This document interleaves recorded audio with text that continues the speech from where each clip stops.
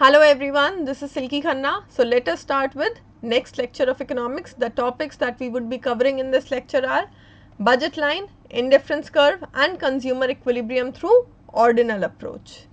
So moving on to our very first slide. सो यहाँ पर इस पर्टिकुलर लेक्चर में हम कंज्यूमर इक्विलिब्रियम डिराइव करेंगे, जो कि हमने लास्ट लेक्चर में भी किया था, बट अप्रोच अलग अलग थी। लास्ट लेक्चर में हमने कार्डिनल अप्रोच के थ्रू कंज्यूमर इक्विलिब्रियम डिराइव किया था, इस लेक्चर में हम ऑर्डिनल अप्रोच के थ्रू कंज्यूमर इक्विलिब्रियम डिराइव करेंगे। सबसे पहले मैं आपको ऑथर्स के नेम के बारे में बता दूं। एक्चुअली क्या होता है, जब हम कोई भी कंसेप्ट स्टडी करते हैं तो उसके साथ बहुत सारे ऑथर्स और इकोनॉमिस्ट के नाम जुड़े हुए होते हैं। किसी ने उस पर्टिकुलर टॉपिक पे इनिशियल स्टडी कर रखी होती है, किसी ने उस कंसेप्ट को पॉपुलराइज किया होता है, किसी ने उस कंसेप्ट को अलग तरीके से इस्तेमाल किया होता है। सो बेसिकली एक ही अप्रोच, एक ही कंसेप्ट को, ठीक है, बहुत सारे ऑथर्स और इकोनॉमिस्ट ने स्टडी किया होता है। अब हमारे लिए प्रॉब्लम ये आ जाती है कि एग्जाम में अगर क्वेश्चन आए तो हम किस ऑथर का नाम जो है उस अप्रोच के साथ एसोसिएट करके लिखें।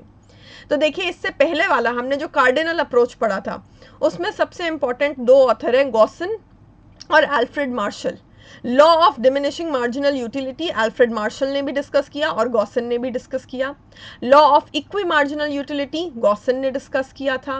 लेकिन पूरा का पूरा जो कंज्यूमर इक्विलिब्रियम डिराइव किया गया है कार्डिनल अप्रोच के थ्रू, उसके लिए मेन क्रेडिट जाता है अल्फ्रेड मार्शल को।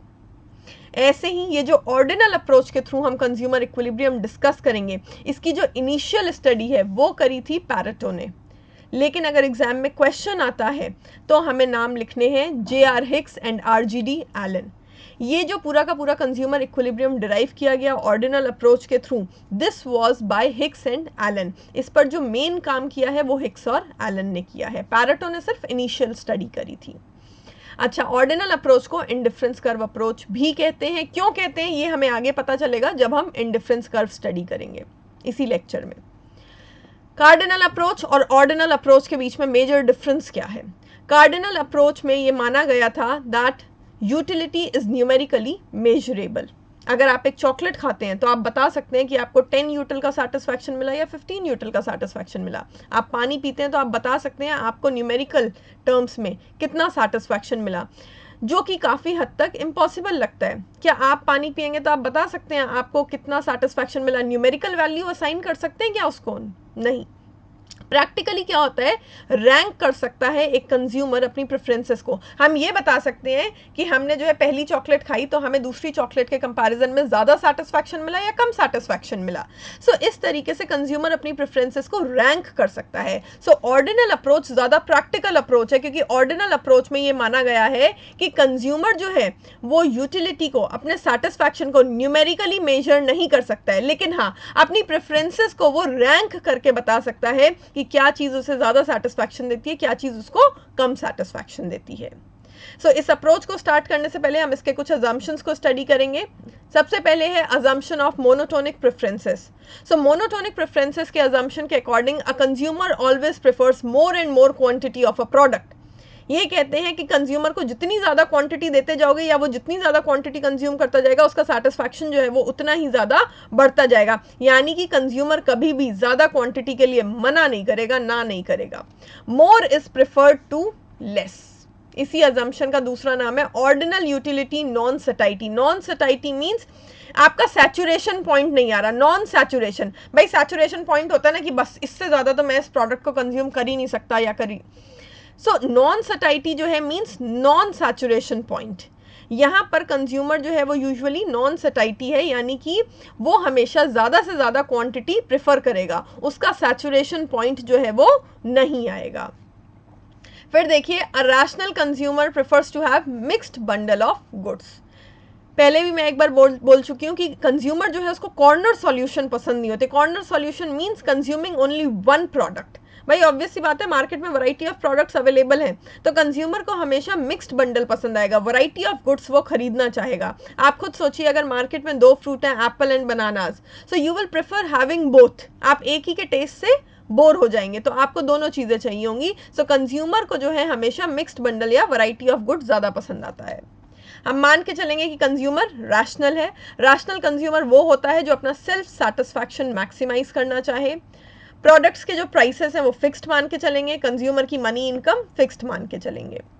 इसमें दो और अजम्पशंस हैं ऑर्डिनल अप्रोच में, कंसिस्टेंसी का और ट्रांजिटिविटी का। इसका क्या मतलब होता है? इसका कंसिस्टेंसी वाले को पहले स्टडी करते हैं। कंसिस्टेंसी का मतलब है कि अगर एक कंज्यूमर को ए प्रोडक्ट बी से ज़्यादा पसंद है आज, तो कल भी उसको ए प्रोडक्ट ही बी से ज़्यादा पसंद होगा, उसकी प्रेफरेंस चेंज नहीं होगी। अगर आपको इस महीने एप्पल बनाना से ज़्यादा पसंद है तो अगले महीने भी आपको एप्पल बनाना से ज़्यादा पसंद होगा, आपकी प्रेफरेंस चेंज नहीं होने वाली है। ऐसा नहीं होगा कि आज एप्पल ज़्यादा पसंद है कल बनाना ज़्यादा पसंद आ जाएगा, नहीं। अगर आज एप्पल जो है वो बनाना से ज़्यादा पसंद है तो अगली बार भी ऐसा ही होगा। सो यानी कि जो प्रेफरेंसेस है कंज्यूमर की वो कंसिस्टेंट रहेंगी, सेम रहेंगी। And the last one is transitivity का assumption. So what is this assumption of transitivity? इसको मैं एक एग्जाम्पल समझाती हूँ। लेट्स से आपको एप्पल जो है वो बनाना से ज़्यादा पसंद है और बनाना जो है वो आपको ऑरेंज से ज़्यादा पसंद है। अब आप ऑब्वियस देखिए इसमें कि अगर आपको एप्पल बनाना से ज़्यादा पसंद है और बनाना ऑरेंज से ज़्यादा पसंद है तो इट इम्प्लाइज कि आपको एप्पल जो है वो ऑरेंज से ज़्यादा पसंद आएगा। ये होता है अजम्पशन ऑफ ट्रांजिटिविटी कि ए प्रोडक्ट अगर बी से ज़्यादा पसंद है और बी प्रोडक्ट सी से ज़्यादा पसंद है तो ऑब्वियस सी बात है कि ए प्रोडक्ट आपको सी से ज़्यादा पसंद होगा। So these were the assumptions. Moving on to next slide. Consumer equilibrium derive करने से पहले हम लोग जो है बेसिक कंसेप्ट्स को स्टडी करेंगे। सिंगल सिंगल कंसेप्ट स्टडी करने के बाद हम उनको कंबाइन करके कंज्यूमर इक्विलिब्रियम डिराइव करेंगे। सो सबसे पहला स्टेप है बजट लाइन या प्राइस लाइन जिसको हम बोल सकते हैं, उसको स्टडी करना। So what exactly is budget line? Budget line is a constraint for the consumer. Budget line रुकावट है। बजट लाइन ये शो करती है कंज्यूमर को कि कंज्यूमर की जो फिक्स्ड मनी इनकम है उसमें वो क्या वैरायटी ऑफ गुड्स परचेज कर सकता है, इसके बाहर वो नहीं जा सकता। ऑब्वियस सी बात है कोई भी पर्सन अपनी इनकम से ज़्यादा तो स्पेंड नहीं कर सकता। सो बजट लाइन जो है कंज्यूमर को ये शो करती है कि what feasible combination of goods and services a consumer can buy. Consumer के पास जो लिमिटेड मनी इनकम है उसमें क्या गुड्स एंड सर्विसेज, उनकी क्या वैरायटी, क्या क्वांटिटीज वो बाय कर सकता है। इसी को हम प्राइस लाइन भी बोलते हैं, क्योंकि सिर्फ और सिर्फ मनी इनकम पे डिपेंड नहीं करेगा कि कंज्यूमर कितनी क्वांटिटी परचेज कर सकता है, प्रोडक्ट का जो प्राइस होगा उस पर भी डिपेंड करेगा कि कंज्यूमर कितनी क्वांटिटी परचेज कर सकता है।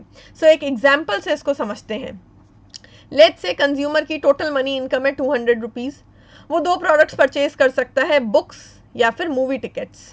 मूवी टिकट्स को हमने जो है गुड एक्स माना है, इसको एक्स एक्सिस पे शो किया है, और बुक्स को हमने गुड वाई माना है, इसको वाई एक्सिस पे शो किया है। हालांकि कोई फ़र्क नहीं पड़ता अगर आप इस चीज़ को रिवर्स कर दो। आप जो है बुक्स को एक्स एक्सिस पे और मूवी को वाई एक्सिस पे शो कर दोगे तो भी कोई फ़र्क नहीं पड़ेगा। बस याद रखिएगा कि स्लोप फिर उसके अकॉर्डिंग निकलेगी। स्लोप निकालना आगे सीखेंगे। तो सबसे पहले हम ये समझते हैं कि देखिए बुक का जो है इंडिविजुअल, एक बुक का प्राइस, ईच बुक का प्राइस 10 रुपीज़ है और एक मूवी टिकट का प्राइस 5 रुपीज़ है। बजट लाइन कैसे बनाई जाती है ये समझिए। हम ये निकाल लेंगे कि एक कंज्यूमर अगर अपनी सारी इनकम एक प्रोडक्ट पे खर्च करता है तो वो मैक्सिमम कितनी क्वांटिटी परचेज कर सकता है। तो देखिए टोटल मनी इनकम 200, एक किताब की कीमत 10 रुपये। सो अगर सारा का सारा पैसा किताबों पे खर्च कर दिया जाए तो मैक्सिमम क्वांटिटी ऑफ बुक्स कितनी खरीदी जा सकती है? That would be 200 divided bye 10 is equal to 20 books. This is the maximum quantity of books that can be bought. अगर सारा का सारा पैसा मूवी टिकट्स पे खर्च कर दिया जाए तो मैक्सिमम कितनी क्वांटिटी ऑफ मूवी टिकट्स खरीदी जा सकती हैं? 200 divided by 5 rupees is equal to 40। तो इस तरीके से सबसे पहले हम मैक्सिमम क्वांटिटी निकाल लेंगे कि सारा पैसा अगर एक ही प्रोडक्ट पे खर्च कर दें तो मैक्सिमम कितनी क्वांटिटी आ सकती है। हम सिंपली जो है एक्स एक्सिस और वाई एक्सिस पे नंबर्स प्लॉट करेंगे। यहाँ पे मैंने 4 का गैप लेके प्लॉट करे, 4, 8, 12, 16 इस तरीके से। आप 2 का गैप लेके, 1 का गैप लेके, जैसे आपको सही लगे आप वैसे कर सकते हैं। बस आपको करना क्या है, बुक्स जो है वो हमने वाई एक्सिस पे शो करी है। बुक्स की मैक्सिमम क्वांटिटी कितनी? 20 खरीदी जा सकती है। मूवी टिकट्स हमने एक्स एक्सिस पे प्लॉट करी है। मूवी टिकट्स की मैक्सिमम क्वांटिटी कितनी? 40 खरीदी जा सकती है। इन दोनों पॉइंट्स को ज्वाइन कर दीजिए, आपके सामने एक स्ट्रेट बजट लाइन आ जाएगी। सो याद रखना और कुछ भी नहीं करना है, सिर्फ और सिर्फ ये देखना है कि सारा पैसा अगर एक ही प्रोडक्ट पे खर्च किया जाए तो उसकी मैक्सिमम कितनी क्वांटिटी खरीदी जा सकती है, दोनों प्रोडक्ट की जो मैक्सिमम क्वांटिटीज होंगी उसको आप ज्वाइन करेंगे, वो आपको बजट लाइन मिल जाएगी। फिर देखिए ये जो हमें बजट लाइन मिली है ये और क्या शो करती है, ये है कंस्ट्रेंट। ये शो करती है कि कंज्यूमर इसके बाहर नहीं जा सकता, इसके बाहर के जो कॉम्बिनेशंस है वो अनअटेनेबल है, इनफीजिबल है। भाई जितना पैसा है वो मैक्सिमम जितना आप खर्च कर सकते हो सारा का सारा आपने खर्च कर दिया, तो जितनी इनकम है उससे ज़्यादा तो खर्च कर ही नहीं सकते, तो बजट लाइन के बाहर नहीं जा सकते, ये कंस्ट्रेंट है। हाँ, बजट लाइन के अंदर के जो भी कॉम्बिनेशन है वो सारे अफोर्डेबल हैं। तो ये तो थे कॉर्नर सॉल्यूशन कि मैक्सिमम इतना इतना खरीद सकते हैं, लेकिन ऑब्वियस सी बात है ये कॉर्नर सॉल्यूशन है, एक एक प्रोडक्ट पे सारा पैसा खर्च करना, this is corner solution. Consumer को वैरायटी चाहिए है, तो देखिए पूरी बजट लाइन जो है वो वैरायटी ऑफ कॉम्बिनेशंस भी रिप्रेजेंट करती है कि फिक्स्ड मनी इनकम में क्या क्या variety of combinations of product आ सकता है। तो देखिए या तो सारा का सारा पैसा खर्च कर दो किताबों पे और 20 बुक्स परचेज कर लो, या फिर 16 बुक्स एंड 8 मूवी टिकट्स आ सकती हैं। ठीक है, इसका जो है एक बार टोटल भी करके मैं आपको दिखाती हूँ। 16 बुक्स का प्राइस कितना है 10 rupees, so 16 into 10, 16 into 10 that is equal to 160। और मूवी टिकट्स जो है वो कितनी आ सकती हैं, just a second, this is 16, so 16 into 10 and movie tickets, right, 8, so movie tickets आ सकती हैं 8 into price of each movie ticket 5, so 8 5s are 40, 160 and 40 equals 200। ये देखिए टोटल जो है हर एक पॉइंट पे 200 ही आएगा। यहाँ पर जो भी combination of goods budget line represent कर रही है वो इस तरीके से रिप्रेजेंट हो रहा है कि जब आप टोटल एक्सपेंडिचर निकालेंगे दोनों प्रोडक्ट्स पे तो वो 200 ही आएगा। ऑब्वियसली इससे ज़्यादा खर्च कर नहीं सकते। तो देखिए और क्या क्या कॉम्बिनेशन है, या फिर 12 किताबें खरीद लो और 16 मूवी टिकट्स खरीद लो, या फिर 8 बुक्स खरीद लो और 24 मूवी टिकट्स खरीद लो, या फिर 4 बुक्स खरीद लो और साथ में 32 मूवी टिकट्स खरीद ली जाएं। ये पॉसिबल कॉम्बिनेशंस बजट लाइन ने रिप्रेजेंट करे हैं। सो बजट लाइन कंस्ट्रेंट है, बजट लाइन रिप्रेजेंट करती है कि क्या वैरायटी ऑफ कॉम्बिनेशन जो है दोनों प्रोडक्ट्स की वो खरीदी जा सकती है फिक्स्ड मनी इनकम में। अब हम बात करेंगे इसकी स्लोप की। तो देखिए इसको प्राइस लाइन भी बोलते हैं, तो इसकी स्लोप को प्राइस रेशियो भी बोलते हैं। ये प्राइस रेशियो कैसे निकाला जाएगा, मैक्सिमम क्वांटिटीज के थ्रू। किताबों की maximum quantity 20 divided by movie tickets की maximum quantity 40, so 20 divided by 40 that is 1/2। और ये 1/2 क्या रिप्रेजेंट करता है, that price of books is double than the price of movie tickets. ये देखिए किताबों का प्राइस जो है वो मूवी टिकट से डबल है, मूवी टिकट 5 रुपए की, किताबें जो है वो 10 रुपए की। यही चीज प्राइस रेशियो रिप्रेजेंट करेगा, लेकिन अब हम इसको डिटेल में समझेंगे पहले। और देखिए प्राइस रेशियो को निकालने के, या कह लीजिए slope of budget line, budget line की स्लोप का ही नाम होता है प्राइस रेशियो, इसको निकालने के क्या क्या तरीके हैं। तो देखिए price ratio is equal to, ठीक है, quantity of good Y, maximum quantity याद रखना, quantity of good Y divided by quantity of good X. So maximum quantity लेनी है, याद रखिएगा maximum quantity of good Y कितनी है 20 divided by maximum quantity of good X कितनी है 40 इज इक्वल टू 1/2 आ गया ये। फिर देखिए और क्या तरीके हो सकते हैं, ये जो क्वांटिटी ऑफ वाई लिखा है और क्वांटिटी ऑफ एक्स लिखा है इसको और कैसे लिखा जा सकता है। देखिए टोटल मनी इनकम कितनी होगी, मैंने हर पॉइंट पे आपको बोला कि 200 रुपए ही खर्च हो रहे हैं हर एक पॉसिबल कॉम्बिनेशन से। So price of good X into quantity of good X जो खरीदी जा रही है, plus price of good Y into quantity of good Y जो खरीदी जा रही है, इसका टोटल कितना होना चाहिए, मनी इनकम के बराबर होना चाहिए। ये देखिए एक पॉइंट का मैंने आपको कैलकुलेशन भी करके दिखाया। इस पॉइंट पे 16 बुक्स खरीदी जा रही हैं, सो 16 क्वांटिटी हो गई, इनटू प्राइस कितना था 10 रुपए, प्लस वाई की कितनी, सॉरी एक्स की कितनी क्वांटिटी खरीदी जा रही है, ये वाई था, ठीक है, बुक्स जो है वाई एक्सिस पे है, सो वैसे कोई फर्क नहीं पड़ेगा, आप जो है किसी भी तरफ किसी भी चीज़ को शो कर सकते हैं। सो जो दूसरा प्रोडक्ट है उसकी जो है 8 यूनिट्स खरीदी जा रही है मूवी टिकट्स की, इनटू उसका प्राइस कितना है 5, सो 8 इंटू 5 दैट इज 40, इन दोनों का टोटल करेंगे तो कितना आ रहा है 200, that is equal to money income. So ये इक्वेशन बन सकती है that money income is equal to एक प्रोडक्ट का प्राइस इंटू उसकी जो क्वांटिटी खरीदी जा रही है प्लस दूसरे प्रोडक्ट का प्राइस इंटू उसकी जो क्वांटिटी खरीदी जा रही है। सो अब जो है अगर देखा जाए, so quantity, maximum quantity of Y हमने कैसे निकाली थी, ये देखो मैक्सिमम क्वांटिटी ऑफ वाई और एक्स हमने ऐसे निकाली थी, total money income divided by price. So money income divided by quantity of Y है तो यानी कि divided by price of Y.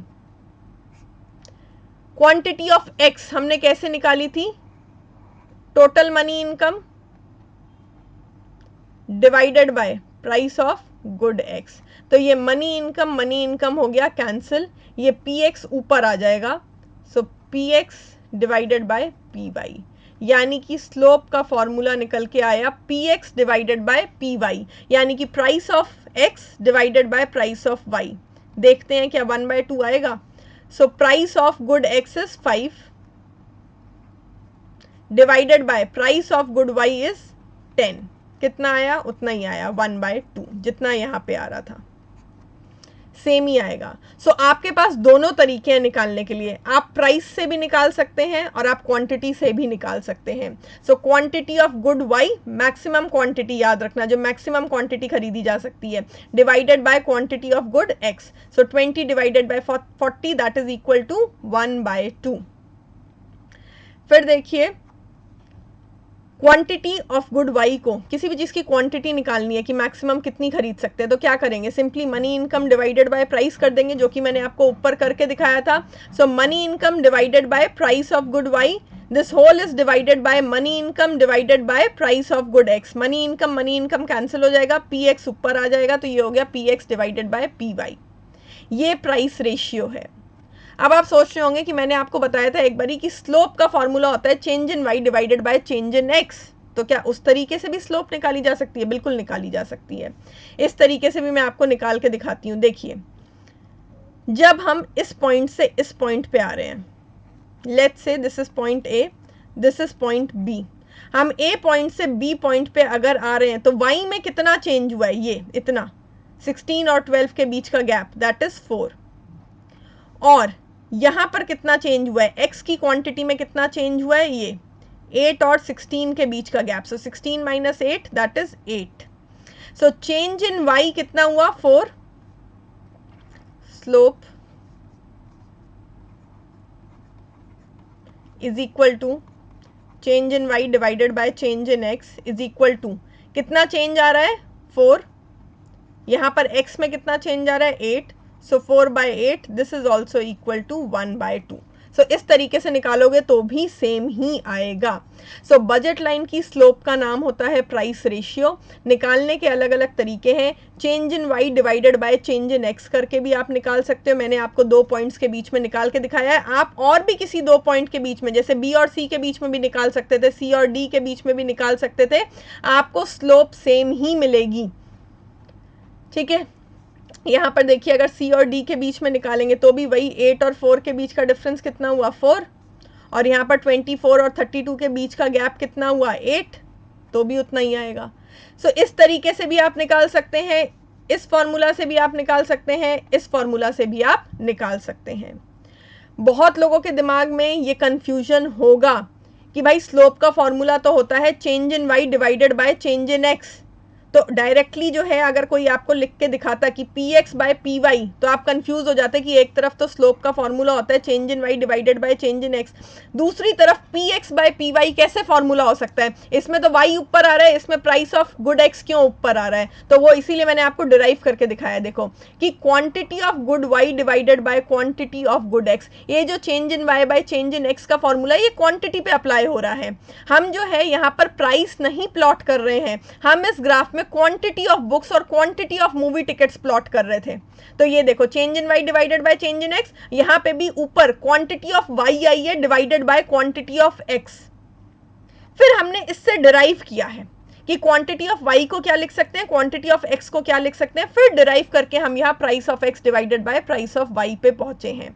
हमने यहाँ पर डायरेक्टली प्राइस प्लॉट नहीं किया था, हमने क्वांटिटी प्लॉट करी थी। उसके अकॉर्डिंग आप देखोगे तो चीज़ें कंसिस्टेंट है। स्लोप का formula change in y divided by change in x, तो यहाँ पर भी हमने quantity of y divided by quantity of x लिया था, फिर उससे हमने आगे डिराइव किया है। तो ये तीनों फॉर्मूला सही है। Either it can be quantity of y divided by quantity of x, और it can be price of x divided by price of y, और it can be change in y divided by change in x।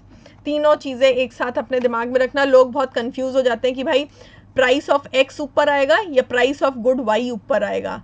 इन चीज़ों में confuse नहीं होना है। हमेशा price of good x ऊपर आएगा, प्राइस ऑफ गुड y नीचे आएगा जब आप स्लोप निकालेंगे। क्वांटिटी के टर्म्स में निकालेंगे so quantity of good y ऊपर आएगी, क्वांटिटी ऑफ गुड x नीचे आएगी। So always you have to remember कि स्लोप आप किस तरीके से निकाल रहे हो, प्राइस से निकाल रहे हो या क्वांटिटी से निकाल रहे हो, और किसी भी तरीके से निकालो, किसी भी फॉर्मूला से निकालो, स्लोप जो है वो सेम ही आनी चाहिए है। तो इसी को हम जो है प्राइस रेशियो भी बोलते हैं। अच्छा, ये जो प्राइस रेशियो है, अब ये रिप्रेजेंट क्या करता है, ठीक है। तो देखिए ये क्या रिप्रेजेंट कर रहा है, ये जो निकल के आया है मैं इसी से आपको आगे डिराइव करके दिखाती हूँ एक बॉक्स में, what exactly it is representing. देखो ये है quantity of y divided by quantity of x, यही निकाला ना हमने, quantity of y divided by quantity of x is equal to 1/2 आया। जरा इसको क्रॉस मल्टीप्लाई कर दो तो ये कितना हो जाएगा, twice the quantity of y is equal to quantity of x। कि यहाँ से चेक भी कर लेते हैं पहले, क्वांटिटी ऑफ गुड y है बुक्स है 20, मैक्सिमम कितनी खरीदी जा सकती है 20 का डबल करो, 20 into 2 40 is equal to quantity of x good, that is 40। तो यानी कि ये शो कर रहा है कि जो मूवी टिकट्स हैं, जो गुड x है वो गुड y का दुगना आ सकता है। जो मनी इनकम दे रखी है उसमें आपका ये जो गुड x है वो गुड y के कंपैरिजन में डबल आ सकता है। Double of good y, double of books is equal to quantity of good x, उतना आ सकता है गुड x। ऐसे ही आप प्राइस वाले में भी कर सकते हो, ठीक है। फॉर एग्जाम्पल ये है px डिवाइडेड बाय py, ये कितना आया 1/2, क्रॉस मल्टीप्लाई कर दूं अगर मैं इसको भी तो ये कितना बनेगा 2px is equal to py, यानी कि प्राइस ऑफ गुड y यानी कि प्राइस ऑफ बुक कितना है, double the price of x। ये देखो प्राइस ऑफ गुड x कितना है 5, इसका डबल 5 इंटू 2 10। तो देखो यानी कि प्राइस ऑफ गुड y जो है वो गुड x के प्राइस का डबल है, 2 गुना है। ये चीज रिप्रेजेंट हो रही है। तो यानी कि बजट लाइन की स्लोप जो है वो प्राइस का रेशियो रिप्रेजेंट करती है। अच्छा, हम ये क्यों नहीं बोलते कि क्वांटिटी का रेशियो रिप्रेजेंट करती है, स्लोप ऑफ बजट लाइन का नाम प्राइस रेशियो ही क्यों है? क्योंकि प्राइस जो है, ठीक है, वो हमेशा कांस्टेंट है। भाई एक किताब का प्राइस 10 ही रहेगा, एक मूवी टिकट का प्राइस 5 ही रहेगा, तो ये रेशियो हमेशा कांस्टेंट ही रहेगा, स्लोप कांस्टेंट रहेगी। लेकिन आप अगर हर एक पॉइंट पे क्वांटिटी का रेशियो निकालोगे तो क्या ज़रूरी है वो कांस्टेंट रहे? नहीं। अब जैसे पॉइंट ए पे आप क्वांटिटी का रेशियो निकालो तो 16/8, ठीक है, लेकिन अगर पॉइंट बी पे आप निकालोगे तो वो हो जाएगा 12/16। सो इसीलिए ये जो क्वांटिटी का रेशियो यहाँ पे रिप्रेजेंट हो रहा है 1/2, ये मैक्सिमम क्वांटिटीज का रेशियो रिप्रेजेंट हो रहा है कि मैक्सिमम कितना गुड वाई खरीदा जा सकता है, मैक्सिमम कितना गुड एक्स खरीदा जा सकता है।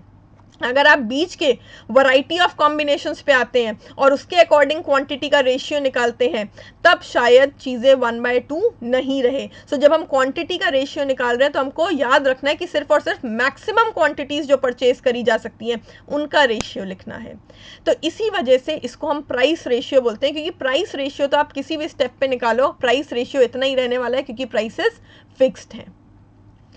स्लोप ऑफ बजट लाइन अगर अब आपसे पूछा जाता है एग्जाम में क्या होती है, so the first formula that is going to be applied is this one, price of x divided by price of Y. ये सबसे इंपॉर्टेंट फॉर्मूला है।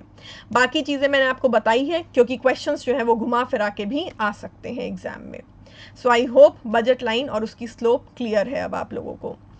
Moving on to next slide.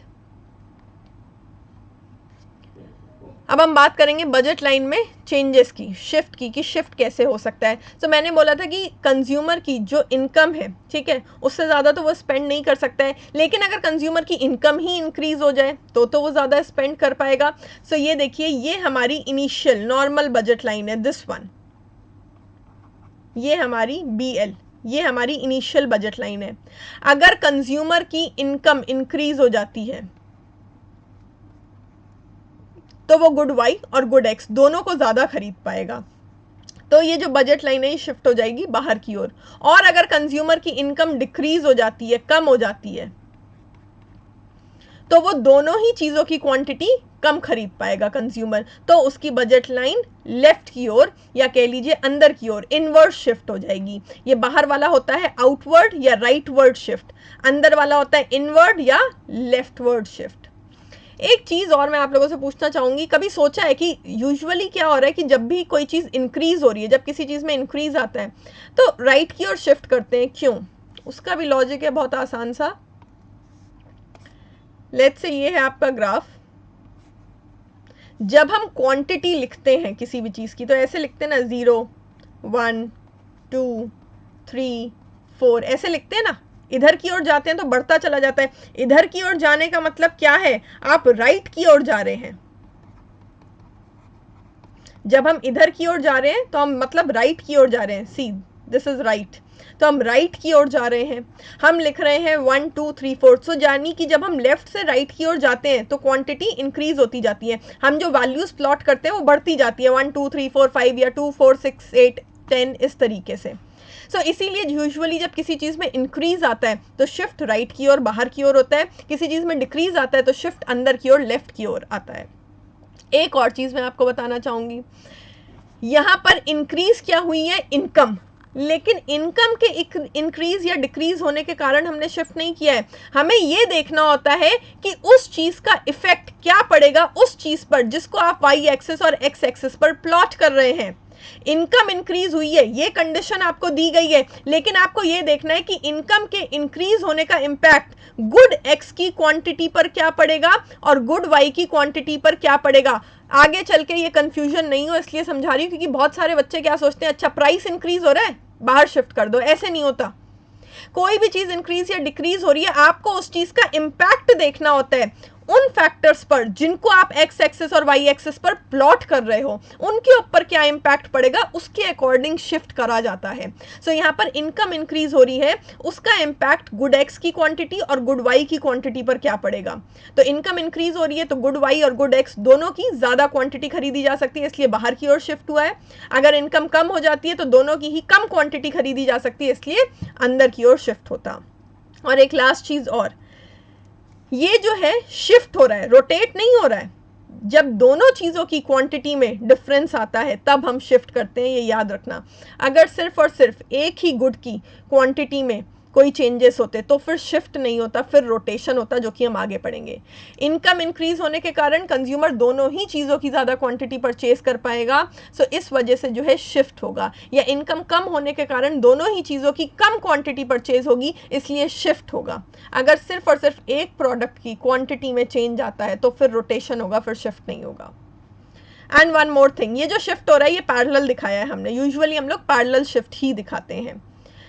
सो जब पैरेलल शिफ्ट होता है तो बजट लाइन की slope change नहीं होती है। याद रखना, कोई भी लाइंस अगर आप पैरेलल ड्रॉ करते हो ना तो उनकी स्लोप सेम रहती है। यानी कि ये जो हमारी इनिशियल बजट लाइन थी BL, इसकी जो स्लोप होगी ना वही स्लोप ये शिफ्ट हुई बजट लाइन की भी होगी, चाहे अंदर शिफ्ट हो चाहे बाहर शिफ्ट हो। तो जब लाइंस पैरेलल होती हैं उनकी स्लोप जो है वो सेम रहती है, उसमें चेंज नहीं आता है। Moving on to next slide. बहुत छोटी छोटी बातें होती हैं डायग्राम्स में, मैं बार बार इसलिए रिपीट कर रही हूँ बिकॉज आगे चल के जो कंसेप्ट्स हैं वो और ज़्यादा कॉम्प्लेक्स होते जाएंगे। अगर आपको ये छोटी छोटी चीज़ें अभी माइंड में क्लियर नहीं होंगी तो आगे चल के वो कॉम्प्लेक्स कंसेप्ट में आप बहुत ज़्यादा कन्फ्यूज़ हो जाएंगे। सो ये बहुत जो माइन्यूट डिटेल्स हैं ये इंपॉर्टेंट है। फिर देखिए अब हम बात करेंगे रोटेशन की। Look at the diagram. यहाँ पर गुड वाई की क्वांटिटी प्लॉट करी गई है, यहाँ पर गुड एक्स की क्वांटिटी प्लॉट करी गई है।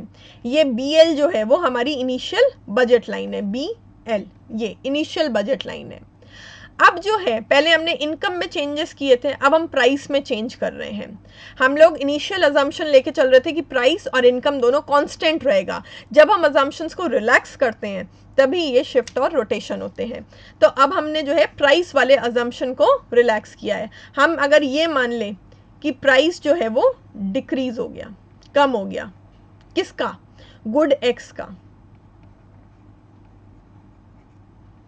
ठीक है, गुड वाई में कोई चेंज नहीं आएगा, हमारा जो है सिर्फ और सिर्फ गुड एक्स का प्राइस चेंज हो रहा है। सो गुड वाई का जो ये पॉइंट था वो एज इट इज बना रहेगा, इसमें कोई चेंजेस नहीं आएंगे। गुड वाई की उतनी ही मैक्सिमम क्वांटिटी खरीदी जा सकती है।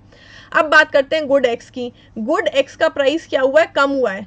तो कुछ लोग ये सोच के कि भाई प्राइस कम हुआ है, कोई चीज़ कम हुई है तो अंदर की ओर जो है रोटेट कर दे, लेफ्टवर्ड रोटेट कर दे, बस यहीं पे चीज़ें गलत हो जाती है। जैसे कि मैंने अभी कहा था, आपको ये नहीं देखना है कि प्राइस कम हुआ या ज़्यादा हुआ, आपको ये देखना है कि प्राइस कम होने का इफेक्ट क्वांटिटी पर क्या पड़ा है।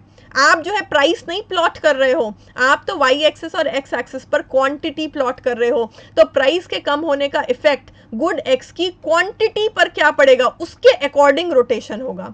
तो प्राइस कम हो जाता है यानी कि कोई चीज़ सस्ती हो गई है तो आप उसकी ज़्यादा क्वांटिटी परचेज कर सकते हो। तो आप उसकी ज़्यादा क्वांटिटी परचेज कर सकते हो तो ये इसीलिए राइट की ओर रोटेट कर जाएगी। पहले आप सिर्फ और सिर्फ लेट्स से 20 जो है परचेज कर पा रहे थे यूनिट्स, अब आप 40 यूनिट्स परचेज कर पा रहे हैं, ये राइट की ओर रोटेट हो गया। ऐसे ही अगर जो है प्राइस इंक्रीज हो जाता गुड एक्स का तो वो चीज़ महंगी हो गई, अब आप उसकी कम क्वांटिटी परचेज कर पाते, कम क्वांटिटी परचेज कर पाते। सो लेट्स से 20 से कम होके 10 पे आ गए, आप 5 पे भी ला सकते थे, कोई फर्क नहीं पड़ता। सो कम हो गया तो अंदर की ओर शिफ्ट, अंदर की ओर रोटेट होगा, सॉरी नॉट शिफ्ट, अंदर की ओर रोटेट होगा, इनवर्ड रोटेशन होगा या कह लीजिए लेफ्टवर्ड रोटेशन होगा। सो सबसे इंपॉर्टेंट चीज़ है प्राइस का इफेक्ट क्वांटिटी पर देखना है। सिर्फ और सिर्फ एक कमोडिटी के प्राइस में चेंज आ रहा है तो रोटेशन होगा, वाई में कोई चेंज नहीं आ रहा था तो वाई का पॉइंट वही कांस्टेंट रहेगा। आप सिर्फ और सिर्फ एक्स की क्वांटिटी बढ़ाएंगे या कम करेंगे और उन पॉइंट्स को ज्वाइन कर देंगे तो आपको आपकी नई बजट लाइन मिल जाएगी। प्राइस कम हुआ, प्रोडक्ट सस्ता हुआ, आप ज़्यादा क्वांटिटी परचेज कर सकते हो। अब सस्ता होने के बाद आप मैक्सिमम जितनी क्वांटिटी परचेज कर पा रहे हो वो आपका मैक्सिमम पॉइंट बन जाएगा गुड एक्स की क्वांटिटी का, उसको आप गुड वाई वाले पॉइंट से ज्वाइन कर दोगे तो ये आपकी नई बजट लाइन आ जाएगी। इस तरीके से रोटेशन करना है। अब आप देखिए प्राइस ऑफ गुड वाई का केस, अब जो है एक्स वाले को हमने कांस्टेंट रखा है तो देखिए एक्स वाला पॉइंट वहीं का वहीं रहेगा। अब हम बात करते हैं प्राइस ऑफ गुड वाई की। सो ये जो है बी एल, ये हमारी इनिशियल बजट लाइन है जो कि हमको दे रखी है। So price of good Y decreases, good Y का प्राइस कम हो गया यानी कि वो सस्ता हो गया।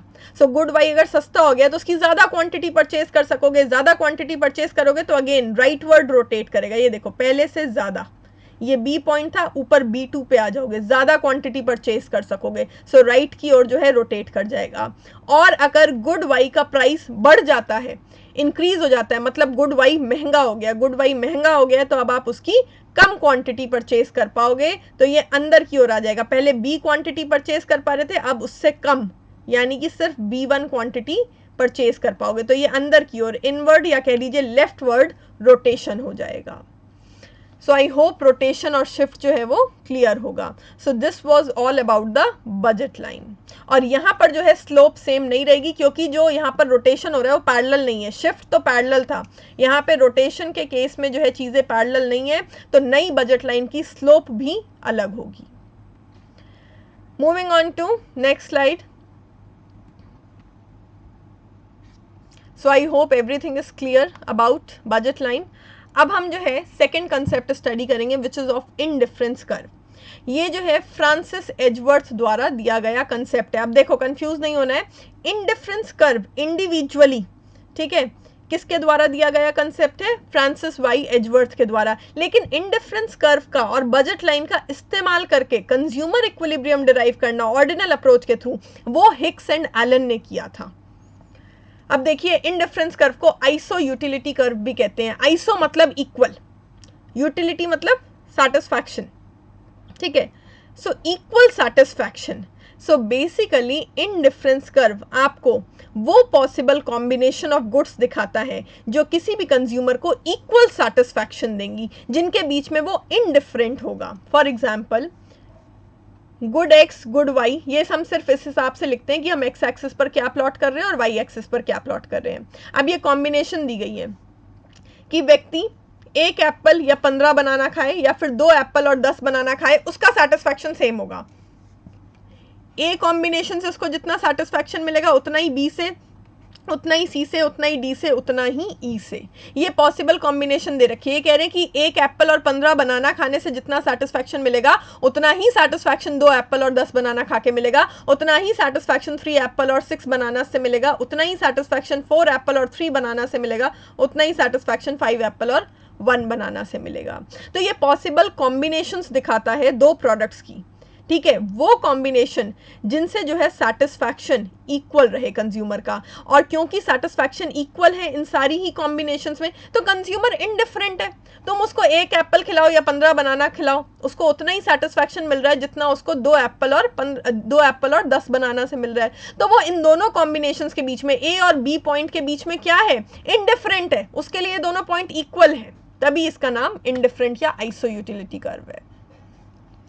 अब जो है इसको प्लॉट करके मैं बाद में दिखाऊंगी। सबसे पहले अच्छा, बजट लाइन के केस में भी मुझे इससे याद आया एक चीज और, बजट लाइन की स्लोप भी क्या होगी, नेगेटिव होगी। हम आगे माइनस का साइन लगा सकते हैं स्लोप में। क्यों, मैंने क्या बोला था, नेगेटिव साइन जो होता है, ठीक है, माइनस का साइन, वो सिर्फ और सिर्फ रिलेशनशिप रिप्रेजेंट करता है। तो बजट लाइन में क्या हो रहा था कि अगर आप बुक्स ज्यादा खरीदोगे तो आपको मूवी टिकट कम खरीदनी पड़ेगी। भाई इनकम फिक्स्ड है ना, और दोनों प्रोडक्ट के प्राइस भी फिक्स्ड हैं। तो ऐसा तो नहीं हो सकता कि आप उसी इनकम में दोनों चीज़ों की ज़्यादा क्वांटिटी खरीदते जाओ, नहीं।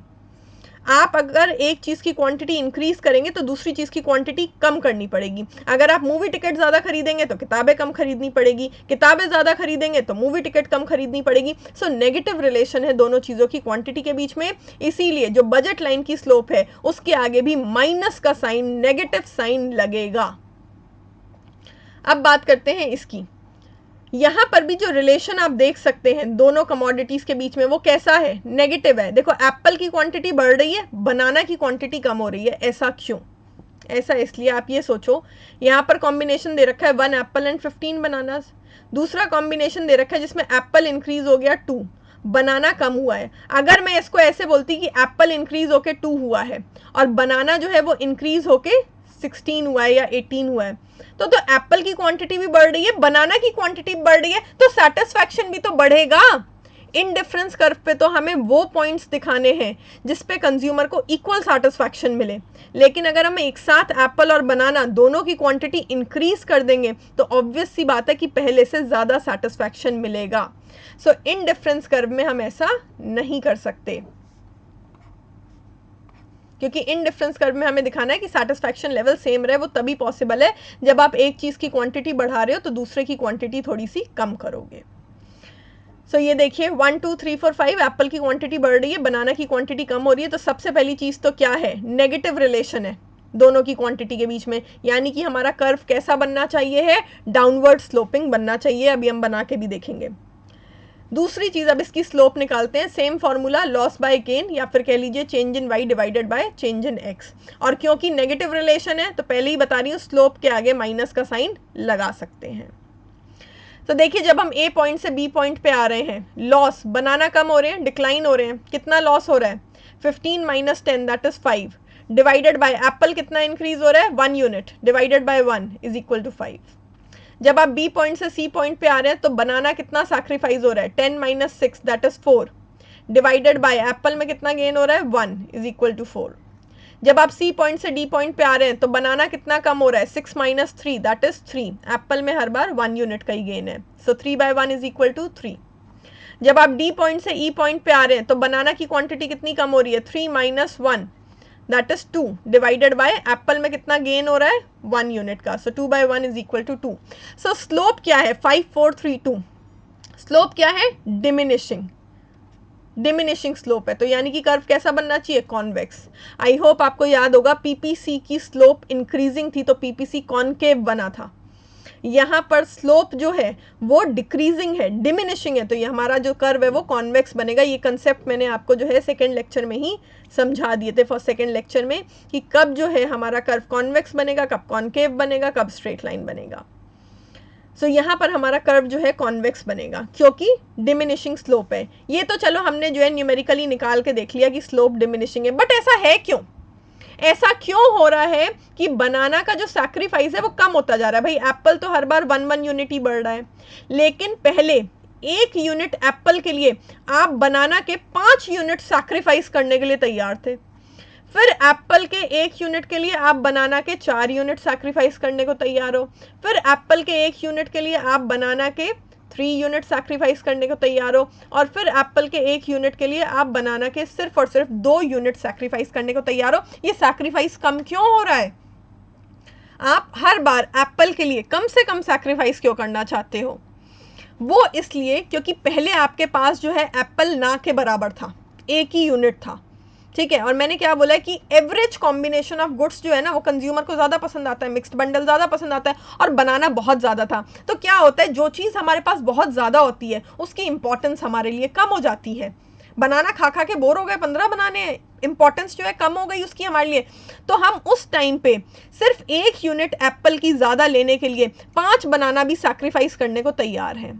अब क्या हुआ, बनाना कम होके 10 हो गया, एप्पल 2 हो गए, बट अभी भी कंपैरेटिवली बनाना हमारे पास अच्छी खासी क्वांटिटी में है, 10 है, और एप्पल 2 ही है। सो एप्पल की एक और यूनिट के लिए अभी भी हम 4 बनाना सैक्रिफाइस करने को तैयार है। लेकिन अब हमारे पास कितने बचे? सिर्फ 6 बनानाज।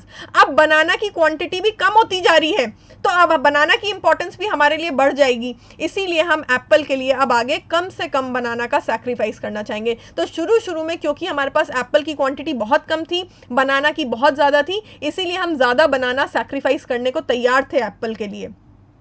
लेकिन अब क्योंकि हमारे पास धीरे धीरे करके एप्पल की क्वांटिटी बढ़ेगी और बनाना की क्वांटिटी कम होती जाएगी, तो इसीलिए हम जो है बनाना को ज़्यादा से ज़्यादा सैक्रिफाइस नहीं करना चाहेंगे, हम सिर्फ कम से कम सैक्रिफाइस कर पाएंगे।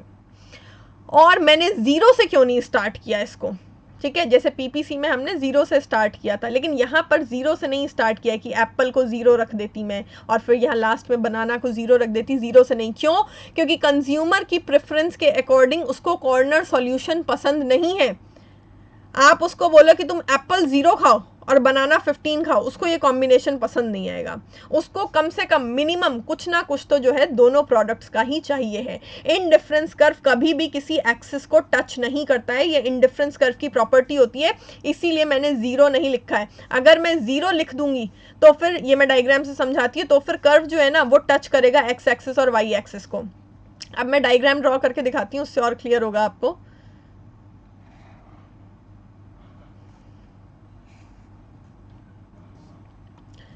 सेम रूल अप्लाई होगा, जो चीज़ डिक्लाइन कर रही है उसको वाई एक्सिस पे दिखाना है। बनाना की क्वांटिटी कम हो रही है, सो बनाना को वाई एक्सिस पे दिखाना है।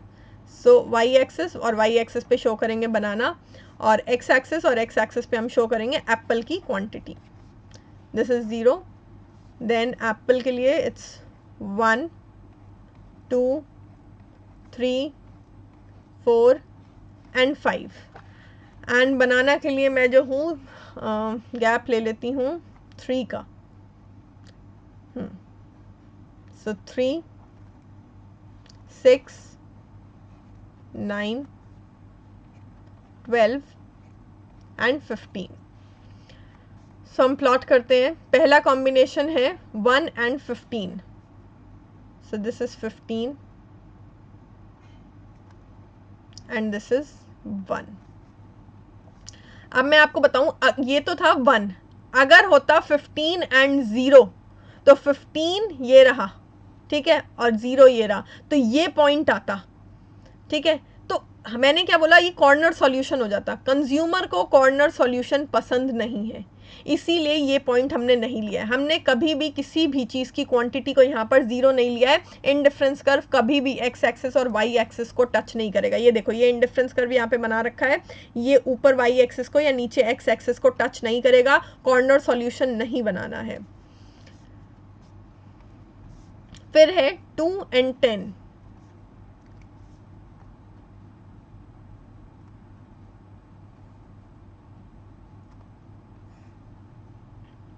फिर है 3 and 6,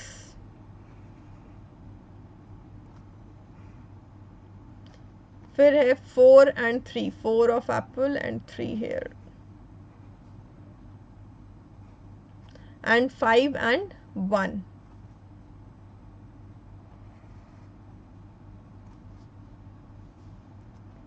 सो ये आ गए हमारे पास points a b c d ई।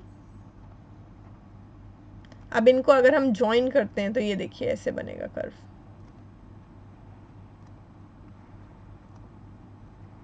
ये इस तरीके से। तो ये स्ट्रेट लाइन नहीं है, कॉनकेव नहीं है, दिस इज कॉन्वेक्स शेप। तो ऊपर से नीचे की ओर आ रहा है, डाउनवर्ड स्लोपिंग है। डाउनवर्ड स्लोपिंग मैंने आपको कारण बताया क्योंकि नेगेटिव रिलेशन है, एक चीज की क्वांटिटी बढ़ रही है, दूसरी चीज की क्वांटिटी कम हो रही है, इसीलिए कर्व डाउनवर्ड स्लोपिंग है।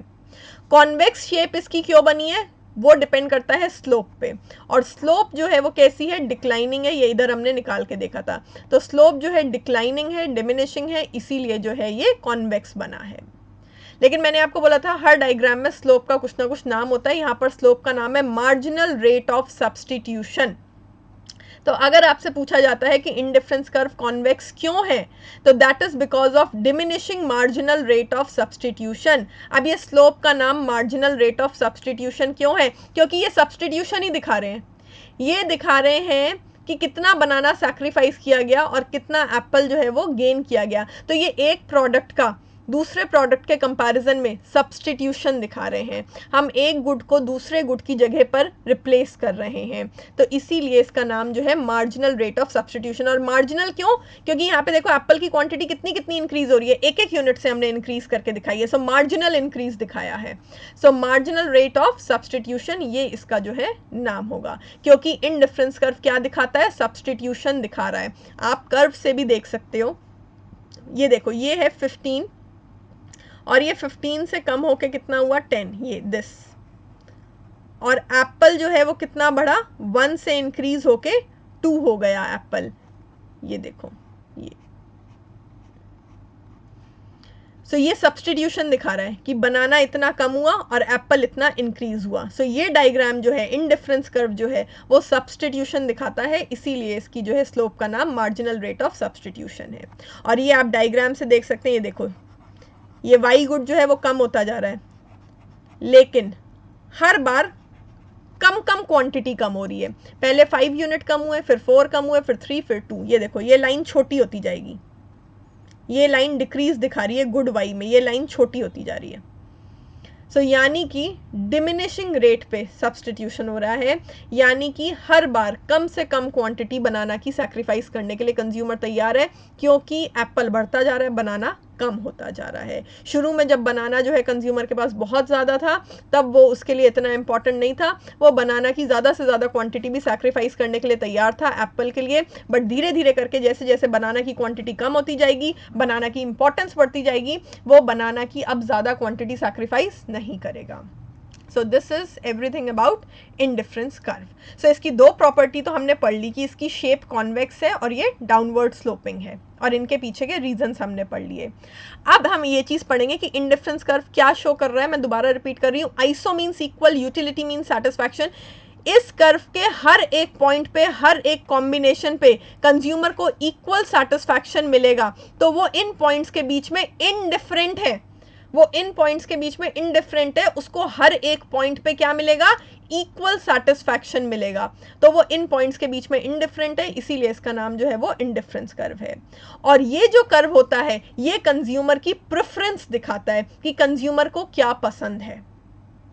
इसके अलावा क्योंकि कंज्यूमर को कॉर्नर सॉल्यूशन पसंद नहीं है, ऑब्वियस सी बात है, सिर्फ एप्पल या सिर्फ बनाना कोई कंज्यूमर कंज्यूम करना पसंद नहीं करेगा, इसीलिए कॉर्नर सॉल्यूशन नहीं बनाए गए हैं, इसीलिए एक्स एक्सिस पे या वाई एक्सिस पे कोई पॉइंट नहीं लिया गया है, इसीलिए कॉम्बिनेशन 0 एंड 15 या लास्ट में 5 एंड 0 करके नहीं दिखाई गई है। Moving on to next slide. अब हम इंडिफरेंस कर्व की बाकी की प्रॉपर्टीज स्टडी करेंगे। सो दो property we are already done with, दो जो नहीं हुई हैं वो देखिए। इंडिफरेंस कर्व, ठीक है, जैसे जैसे राइटवर्ड शिफ्ट होगा, ऊपर की ओर जाएगा, वो higher level of satisfaction display करेगा। याद रखना, a higher indifference curve shows higher level of satisfaction. तभी देखो ये एरो में क्या लिखा है, कंज्यूमर इज बेटर ऑफ। जैसे जैसे वो ऊपर वाले इंडिफरेंस कर्व पे पहुंचता जाता है, उसका सेटिस्फैक्शन इंक्रीज होता जाता है, कंज्यूमर बेटर ऑफ होता जाता है। कैसे, वो मैं आपको डायग्राम ड्रॉ करके दिखाती हूँ।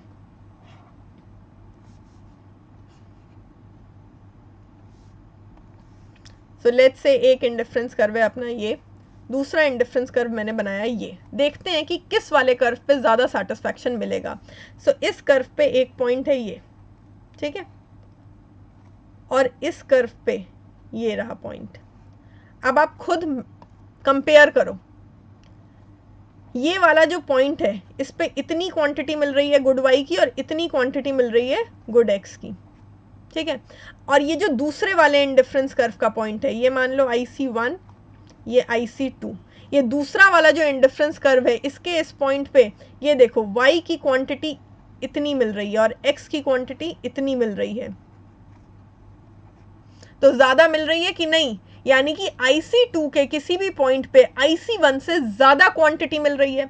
और हमने क्या पढ़ा था अजम्पशन में, मोनोटोनिक प्रेफरेंसेस, जितनी ज्यादा क्वांटिटी उतना ज्यादा कंज्यूमर का सेटिस्फैक्शन। तो एक हायर इंडिफरेंस कर्व शो करता है that a consumer can consume more quantities, और जब एक कंज्यूमर ज्यादा क्वांटिटी कंज्यूम करेगा तो उसका सेटिस्फैक्शन जो है वो ज्यादा होगा। एटलीस्ट थ्योरी में तो हम यही मानते हैं। सो इसीलिए ये माना जाएगा a higher indifference curve shows higher level of satisfaction. जब कंज्यूमर ऊपर वाले इंडिफरेंस कर्व पे पहुंचता है तो उसको ज्यादा सेटिस्फैक्शन मिलता है। लेकिन ऑब्वियस सी बात है, हायर इंडिफरेंस कर्व तक पहुंचने के लिए कंज्यूमर के पास उतनी इनकम भी होनी चाहिए है। दूसरी चीज, अगर बहुत सारे इंडिफरेंस कर्व एक साथ प्लॉट किए जाते हैं, जैसे देखिए ऊपर वाले डायग्राम में ये 3 इंडिफरेंस कर्व एक साथ प्लॉट किए जाते हैं। सो बहुत सारे इंडिफरेंस कर्व को एक साथ बोला जाता है इंडिफरेंस मैप। इंडिफरेंस मैप एक मैप है जो बहुत सारे इंडिफरेंस कर्व को एक साथ शो करता है, वो इंडिफरेंस कर्व का सेट है। And the last property this one, ये देखिए यहाँ पर दो इंडिफरेंस कर्व हैं जो कि एक दूसरे को काट रहे हैं। सो इज इट पॉसिबल कि दो इंडिफरेंस कर्व एक दूसरे को काटे? यहाँ पे देखो हमने पैरेलल बनाए हैं इंडिफरेंस कर्व, क्या वो एक दूसरे को काट भी सकते हैं? Let's see. अब देखो एक इंडिफरेंस कर्व है ये U1, तो U1 इंडिफरेंस कर्व पे कौन कौन से पॉइंट है? एक तो पॉइंट है ये A और एक है ये पॉइंट D, ये U1 पे है। सो यानी कि A पॉइंट और D पॉइंट क्या है? बराबर है, ठीक है, दोनों बराबर है, दोनों पे इक्वल लेवल ऑफ सेटिस्फैक्शन मिलेगा। एक इंडिफरेंस कर्व पे सारी कॉम्बिनेशन से मिलने वाला सेटिस्फैक्शन बराबर होता है। अब आते हैं U2 पे, इस कर्व पे। सो U2 पे है point A and this point B, तो यानी कि U2 के अकॉर्डिंग पॉइंट A और पॉइंट B बराबर है। अब हमने तो ट्रांजिटिविटी का अजम्पशन माना है, तो ट्रांजिटिविटी के अजम्पशन के अकॉर्डिंग अगर A और D बराबर है और A और B बराबर है, तो इसका मतलब B और D भी तो बराबर हुए। So it implies B is equal to D। क्या B और D बराबर है? नहीं, B और D अलग अलग इंडिफरेंस कर्व पे हैं, B और D बराबर नहीं है। B अलग इंडिफरेंस कर्व पे है, D अलग इंडिफरेंस कर्व पे है, यानी कि ये दोनों पॉइंट्स बराबर नहीं है, इन दोनों पर इक्वल सेटिस्फैक्शन नहीं मिल सकता। सो B और D जो है बराबर नहीं है, यानी कि इस तरीके का कर्व बन ही नहीं सकता। ये एनोमली क्रिएट हो गई कि एक तरफ तो ट्रांजिटिविटी के अजम्पशन के अकॉर्डिंग, ठीक है, हमारा क्या निकल के आ रहा है कि B और D बराबर होने चाहिए, बट जब हम अपना डायग्राम देख रहे हैं जिसमें इंडिफरेंस कर्व ने एक दूसरे को काटा है, B और D बराबर नहीं है, B और D अलग अलग इंडिफरेंस कर्व के पॉइंट है। सो B और D बराबर नहीं हो सकते। सो हमें इक्वेशन के थ्रू जो चीज मिल रही है वो हमारे कर्व के थ्रू जो है एक्सप्लेन नहीं हो रही है। This is the anomaly. इसका मतलब इस तरीके का डायग्राम गलत है, इस तरीके का डायग्राम नहीं बन सकता। Two indifference curve never intersect each other. दो इंडिफरेंस कर्व कभी भी एक दूसरे को नहीं काटेंगे, कभी भी एक दूसरे को इंटरसेक्ट नहीं करेंगे। Moving on to next slide. So this was all about indifference curve. So हमने दो चीजें पढ़ ली, बजट लाइन और इंडिफरेंस कर्व। अच्छा, अभी तक हम जो इंडिफरेंस कर्व पढ़ रहे थे वो ऐसे नॉर्मली पढ़ रहे थे और वो नॉर्मल कॉन्वेक्स शेप होती है इंडिफरेंस कर्व की। अब हम जो है कुछ एक्सेप्शनल केसेस पढ़ेंगे। पहले परफेक्ट सब्स्टिट्यूट्स जो होंगे उनका इंडिफरेंस कर्व किस तरीके का बनेगा, क्या वो भी कॉन्वेक्स होगा या कोई और शेप होगी? सो लेट्स सी, सबसे पहले तो ये कि परफेक्ट सब्सटीट्यूट होते क्या हैं। सब्सटीट्यूट गुड्स वो होते हैं जो एक दूसरे की जगह पर इस्तेमाल हो सकते हैं, जैसे टी और कॉफ़ी, जैसे कोका कोला और पेप्सी, जो एक दूसरे की जगह पर इस्तेमाल हो सकते हैं, वो होते हैं सब्सटीट्यूट्स। लेकिन हम बात कर रहे हैं परफेक्ट सब्सटीट्यूट की। भैया आजकल कॉफ़ी और चाय पीने वालों की भी प्रेफरेंस जो है ना बहुत स्पेसिफिक हो गई है। टी वाला कहता है मैं कॉफ़ी नहीं पीऊँगा, कॉफ़ी वाले को चाय नहीं समझ आती। कोका कोला और पेप्सी वालों में भी ऐसे केसेस होने लगे। सो वो परफेक्ट सब्सटीट्यूट नहीं है, सब्सटीट्यूट है, बट हमें केस लेना है परफेक्ट सब्सटीट्यूट का। तो परफेक्ट सब्सटीट्यूट का देखिए मैंने यहाँ क्या केस लिया है। शीट पैक, कोई जो है प्रिंटिंग ऑर्गेनाइजेशन है, फोटोकॉपी की शॉप है या साइबर कैफ़े है, उनको प्रिंट्स निकालने होते हैं, ठीक है, और सेम जीएसएम का पेपर है, सेम कंपनी का पेपर है, ठीक है, कंपनी सेम है और जीएसएम जो थिकनेस होती है पेपर की वो भी सेम है, लेकिन पैकेजिंग अलग अलग है। एक पैकेट आता है जिसमें 100 पन्ने है, 100 शीट है, दूसरा पैकेट आता है जिसमें 200 शीट है। तो ये परफेक्ट सब्सटीट्यूट हुए। भाई पन्ने की क्वालिटी थोड़ी चेंज हो रही है, पन्ने की क्वालिटी सेम है, सब कुछ सेम है, बस इतना ही तो फ़र्क है कि एक पैकेट में 200 पन्ने, एक पैकेट में 100 पन्ने हैं।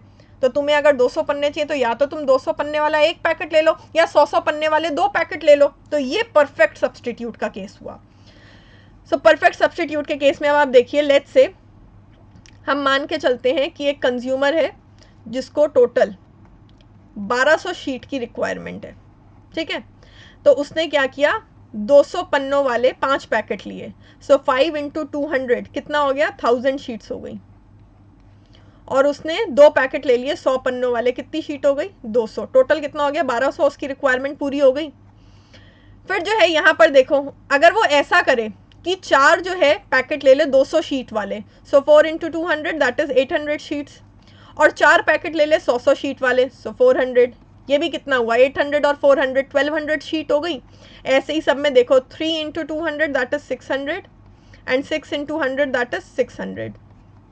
यहाँ पर 2 इंटू 200 दैट इज 400, और यहाँ पर 8 इंटू 100 दैट इज 800, और यहाँ पर 1 into 200 that is 200 and 10 into 100 that is 1000। सब में ही उसको टोटल कितनी शीट मिल रही है सॉरी, सब में ही उसको टोटल 1200 शीट मिल रही है। उसको कोई फर्क नहीं पड़ रहा, सब में ही उसको जो है टोटल 1200 शीट मिल रही है। बस वो क्या कर रहा है, 200 शीट वाले पैक कम करते जा रहा है, 100 शीट वाले पैक जो है बढ़ाते जा रहा है। तो ये जो है परफेक्ट सब्सटीट्यूट का केस हुआ। अब इसका डायग्राम बना के देखते हैं कैसा बनता है।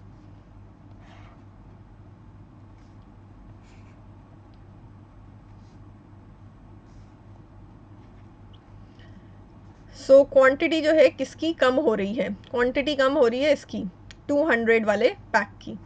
सो 200 वाले पैक को अपन वाई एक्सिस पे दिखा लेते हैं और 100 वाला पैक जो है अपन एक्स एक्सिस पे दिखा लेते हैं। And let's plot now. So 200 वाला हमने इधर दिखाया है, सो 1 2 3 4 एंड 5, और इधर 2 4 6 8 10। प्लॉट करेंगे 5 एंड 2,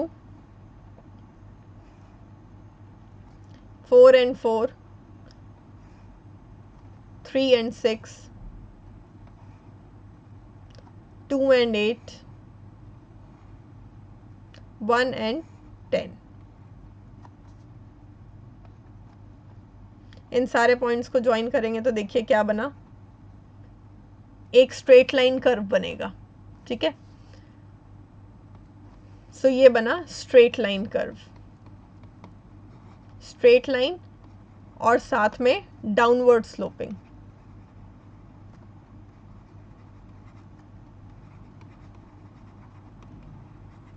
क्रॉस चेक करते हैं, क्या डाउनवर्ड स्लोपिंग बनना चाहिए, यस। ये देखो 200 शीट पैक की क्वांटिटी कम हो रही है, 100 शीट पैक की क्वांटिटी बढ़ रही है। एक कम हो रहा है, दूसरा बढ़ रहा है, नेगेटिव रिलेशन है। नेगेटिव रिलेशन है तो ऑब्वियस सी बात है हमारा कर्व डाउनवर्ड स्लोपिंग ही बनना था, करेक्ट। स्लोप निकाल के देखते हैं, let's find out the slope now. Slope from point A to B, loss upon gain, ठीक है। तो लॉस कितना हो रहा है, 5 - 4 1, गेन कितना हो रहा है 2, so this is equal to 1/2। और 0.5। ऐसे ही जब हम पॉइंट बी से सी पे आ रहे हैं, ठीक है, सो लॉस कितना हो रहा है 4 - 3 1, और गेन कितना हो रहा है 4 और 6 के बीच का गैप 2, कितना हुआ 0.5। सो आप किसी भी पॉइंट पे स्लोप निकालेंगे A to B, B to C, C to D, सब जगह यही आएगा 0.5, यानी कि कांस्टेंट स्लोप आ रही है। और कांस्टेंट स्लोप आ रही है, इसी वजह से कर्व जो है एक स्ट्रेट लाइन कर्व बना है। So everything is clear, straight line because of constant slope. So यहां पर कॉन्वेक्स नहीं बना। देखो अगर क्वेश्चन आता है कि इंडिफरेंस कर्व जो है उसकी शेप क्या होती है, तो आप लिखेंगे डाउनवर्ड एंड कॉन्वेक्स। कॉन्वेक्स क्यों है? Because of diminishing marginal rate of substitution. लेकिन अगर कोई स्पेसिफिक एक्सेप्शनल केस पूछा जाता है कि परफेक्ट सब्सटीट्यूट के केस में इंडिफरेंस कर्व कैसा बनेगा, तो उस केस में आप देख सकते हैं आपके सामने जो है मैंने एग्जांपल दिया है, एक स्ट्रेट लाइन कर्व बनेगा। Moving on to next one. अब बात करते हैं another exceptional case, perfect complements की। सो कॉम्प्लीमेंट्स गुड वो होते हैं जो एक दूसरे के साथ में इस्तेमाल होते हैं। For example diesel in car, for example pen and refill, ये कॉम्प्लीमेंट्स होते हैं, ठीक है। तो परफेक्ट कॉम्प्लीमेंट्स का जो सबसे बेस्ट केस लिया जाता है वो होता है राइट शू एंड लेफ्ट शू, ठीक है। सीधे पैर का जूता, उल्टे पैर का जूता ले लो। So right shoe and left शू,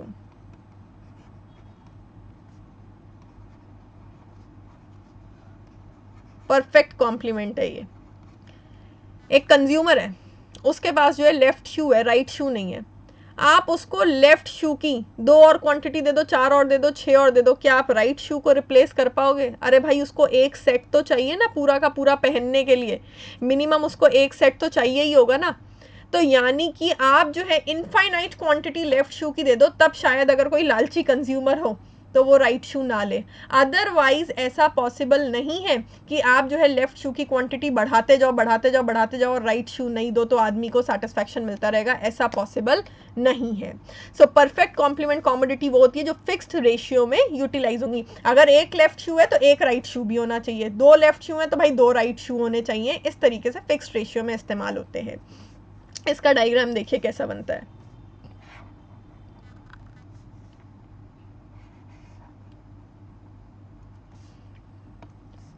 इसका डायग्राम बनता है इस तरीके से, 90 डिग्री एंगल, राइट एंगल बनता है इसमें।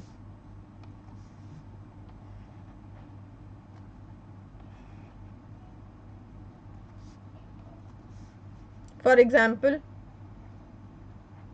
यहाँ पे दिखाते हैं लेट्स से लेफ्ट शू की क्वांटिटी और यहाँ पे दिखाते हैं राइट शू की quantity. So this is 1 2 3 4 and 5, 0 is this 1 2 3 4 and 5। तो ये 1:1 रेशियो में ही इस्तेमाल होते हैं। ऑब्वियसली बात है, राइट शू और लेफ्ट शू का sorry right shoe and left shoe हो गया, या फिर right leg and left leg के सॉक्स हो गए, ये सब 1:1 के रेशियो में यूज होंगे। तो ये रहा पॉइंट कि भाई एक लेफ्ट शू के साथ एक राइट शू चाहिए। ये रहा दूसरा पॉइंट, 2 लेफ्ट शू के साथ 2 राइट शू चाहिए है। इसके आगे 3:3 हो जाएगा। सो ये जो है फिक्स्ड रेशियो में इस्तेमाल होने वाले प्रोडक्ट्स होते हैं। तो इनका डायग्राम कैसे बनेगा? इनका डायग्राम 90 डिग्री एंगल बनेगा, राइट एंगल। इस तरीके से परफेक्ट कॉम्प्लीमेंट्स का डायग्राम बनेगा, क्योंकि ये प्रोडक्ट्स फिक्स्ड रेशियो में ही इस्तेमाल हो सकते हैं। अच्छा, ये तो ऐसा केस था जहाँ पे 1:1 का रेशियो चलता है। ज़रूरी नहीं है कि हर केस में 1:1 का ही रेशियो चले। कुछ प्रोडक्ट ऐसे भी हो सकते हैं जो 1:2 या 2:1 के रेशियो में, या 1:3 3:1 के रेशियो में चले, कि भाई एक चीज़ की जो है 3 क्वांटिटी चाहिए हो और दूसरी चीज़ की जो है 1 क्वांटिटी चाहिए हो। फॉर एग्जांपल आपको कोई केमिकल बनाना है या कोई मेडिसिन बनानी है, तो उसमें भी फिक्स्ड रेशियो में ही काम होता है।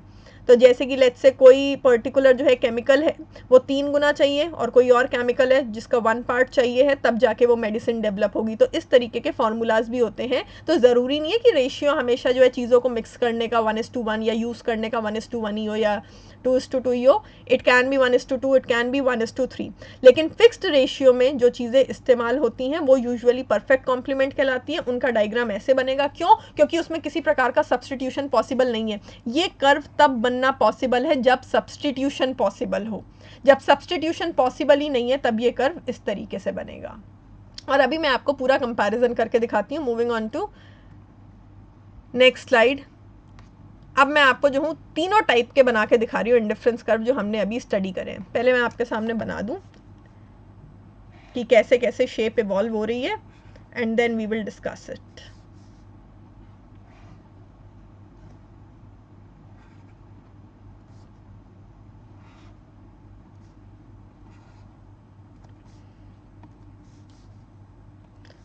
सो ये था सब्सटीट्यूट वाला, लाइक दिस। ये था नॉर्मल गुड्स का, और ये था कॉम्प्लीमेंट्स का, इस तरीके से। ये तीन शेप्स हमने स्टडी करी। अगर कुछ भी मेंशन नहीं होता है तो एग्जाम में ये वाली शेप के बारे में बताना है। ये नॉर्मल शेप होती है इंडिफरेंस कर्व की, कॉन्वेक्स एंड डाउनवर्ड। ठीक है, ये होती है परफेक्ट सब्सटीट्यूट के केस में, ये वाली शेप है परफेक्ट कॉम्प्लीमेंट के केस में, और ये जो है नॉर्मली। ये वाली शेप तभी बन सकती है जब सब्सटीट्यूशन पॉसिबल है। ये देखो, इस वाले कर्व में आप किसी भी पॉइंट से किसी भी दूसरे पॉइंट पे अगर आते हैं तो वो आपको सब्सटीट्यूशन दिखा रहा है, तभी इसका जो है स्लोप का नाम ही मार्जिनल रेट ऑफ सब्सटीट्यूशन है। भाई ये है पॉइंट ए, ये है पॉइंट बी।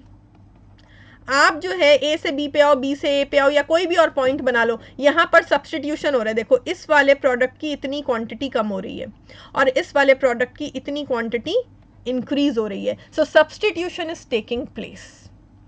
सो ये वाला कर्व बनाना तभी पॉसिबल है जब सब्सटीट्यूशन हो रहा हो। ये वाला कर्व जब सब्सटीट्यूशन इम्पॉसिबल है तभी। इसी वजह से अब आप देखो इसमें आप सब्सटीट्यूशन कैसे करोगे। लेट्स से एक पॉइंट है, ये एक पॉइंट है, ये कैसे करोगे? इस तरीके से नॉट पॉसिबल, क्योंकि यहां से लाइन कनेक्ट ही नहीं हो रही है। आप बना क्या रहे हो? Not possible.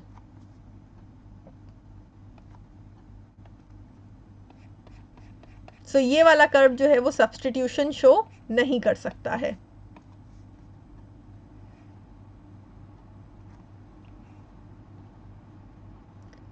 क्योंकि ये कॉन्टिन्यूअस है ही नहीं। ये सिर्फ और सिर्फ ये एक पॉइंट है जिस पे फिक्स्ड रेशियो है। इसी रेशियो में आप दोनों प्रोडक्ट की क्वांटिटी को इस्तेमाल कर सकते हैं। अगर आप कोई पॉइंट यहाँ पे लेना चाह रहे हैं तो वहाँ पे तो कर्व कुछ बना ही नहीं हुआ है।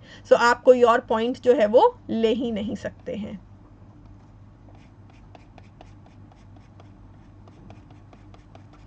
और सब्सटीट्यूशन वाला हमने एग्जाम्पल के थ्रू पढ़ा था। परफेक्ट सब्सटीट्यूशन जो है वो पॉसिबल है। अब जो है क्वेश्चन एक तो ये बन सकता है कि परफेक्ट सब्सटीट्यूशन के केस में इंडिफरेंस कर्व की शेप क्या होगी, नॉर्मल केस में शेप क्या होगी, और परफेक्ट कॉम्प्लीमेंट के केस में शेप क्या होगी। दूसरा जो और भी डीप क्वेश्चन बन सकता है, ये देखिए, the degree of convexity of indifference curve depends on the rate of decline in marginal rate of substitution. यहाँ पे rate of substitution is maximum, rate of substitution maximum, highest possible. क्यों? क्योंकि ये परफेक्ट सब्सटीट्यूट है, आप जितना चाहे substitute कर लो। ठीक है, और यहां पर जो है इन पॉइंट से स्टार्ट क्यों हुआ है ये भी मैं आपको बता दूं। मैंने बोला था वैसे तो मैं यहाँ पे कॉर्नर सॉल्यूशन नहीं दिखा रही हूँ, बट यहाँ पर ऐसा किया गया है। क्यों?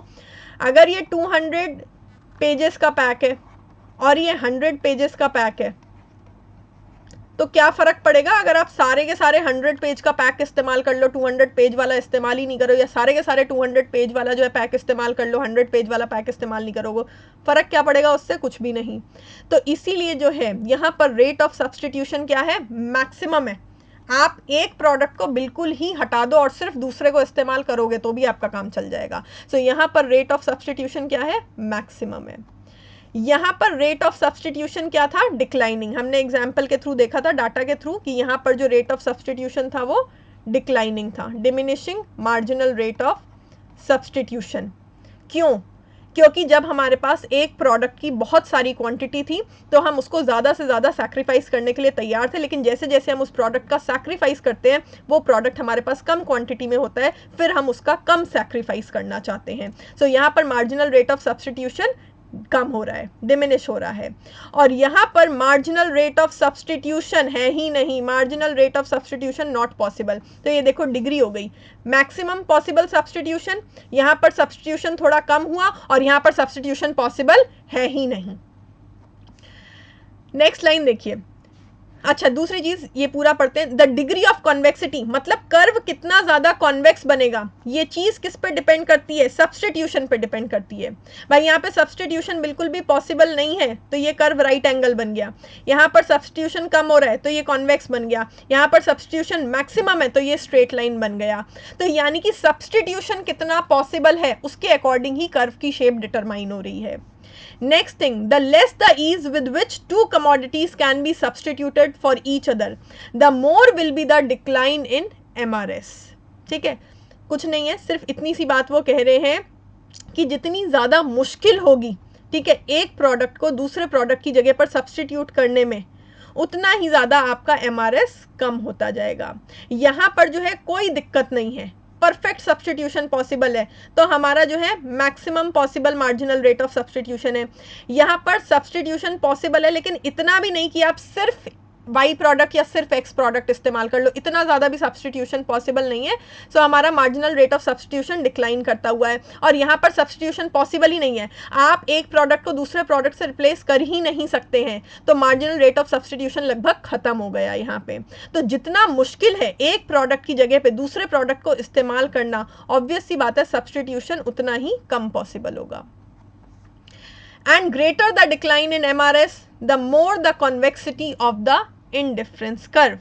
जितना ज़्यादा MRS डिक्लाइन होता जाएगा उतना ज़्यादा कॉन्वेक्सिटी होगी। देखो ये स्ट्रेट लाइन था, ठीक है, यहाँ पर सब्सटीट्यूशन मैक्सिमम था, सब्सटीट्यूशन थोड़ा सा कम हुआ, मार्जिनल रेट ऑफ सब्सटीट्यूशन थोड़ा सा कम हुआ, ये कर्व इस तरीके से बन गया, थोड़ा सा इसमें जो है कर्वेचर आ गया, थोड़ा सा कॉन्वेक्स हो गया, और यहाँ पर मार्जिनल रेट ऑफ सब्सटीट्यूशन बिल्कुल ही डिक्लाइन हो गया, खत्म हो गया, तो ये बिल्कुल ही स्ट्रेट लाइन बन गया। इसका अगर मैं आपको तीनों को एक में बना के दिखाऊं, सो स्पेस कहाँ से लाऊं तीनों को एक में यहाँ पे मैं बना के दिखाती हूँ आपको, तीनों को एक में छोटा सा, कि अगर हम तीनों कर्व्स को एक साथ बनाएं तो देखो ये ऐसे स्ट्रेट लाइन, ठीक है, marginal rate of substitution decline हुआ तो ये कर्व थोड़ा थोड़ा ऐसे हो गया, और फिर मार्जिनल रेट ऑफ सब्सटीट्यूशन और भी ज़्यादा डिक्लाइन हुआ तो ये ऐसे बन गया। इस तरीके से ये चीज़ हुई है। सो आपसे एग्ज़ाम में ये जो मैंने 3 स्टेटमेंट्स लिखी हैं ये बहुत इंपॉर्टेंट है, एग्ज़ाम में इस तरीके के क्वेश्चंस भी आ सकते हैं। अगर किसी का मन हुआ कि लाओ भैया मैं पेपर को डिफ़िकल्ट कर दूं, फिर ये चीज़ आती है एग्ज़ाम में। तो ये लाइंस जो है उसका मतलब मैंने आपको समझाया, डायग्राम समझाया, बट आपको याद रखनी है जितना ज़्यादा marginal rate of substitution decline करता जाएगा, कम होता जाएगा, कर्व उतना ही ज़्यादा कॉन्वेक्स होता जाएगा। ये देखिए स्ट्रेट लाइन से थोड़ा सा घुमाव आया और ये बिल्कुल ही कॉन्वेक्सिटी इसकी जो है एक पॉइंट पे आके रुक गई। सो ये होता जाएगा जितना ज़्यादा जो है MRS में डिक्लाइन होता जाएगा। अब हम निकालेंगे कंज्यूमर इक्विलिब्रियम। सो हमने इंडिफरेंस कर्व और बजट लाइन के बारे में सब कुछ स्टडी किया। अब जो है सबसे पहले मैं ही आपको डायग्राम बना के यहाँ पे इक्विलिब्रियम समझाती हूँ, कंज्यूमर इक्विलिब्रियम।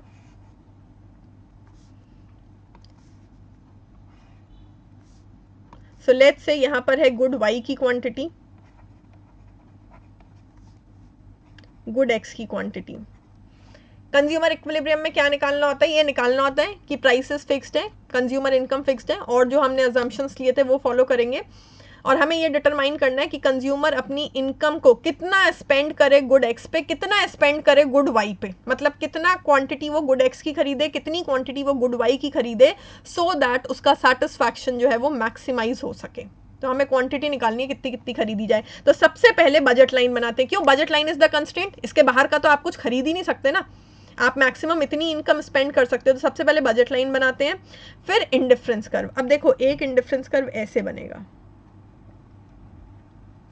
एक इंडिफरेंस कर्व ऐसे बना सकते हैं, और एक इंडिफरेंस कर्व ऐसे बनेगा। अब ये 3 इंडिफरेंस कर्व बन गए, this is number 3, this is number 2, this is number 1, ठीक है।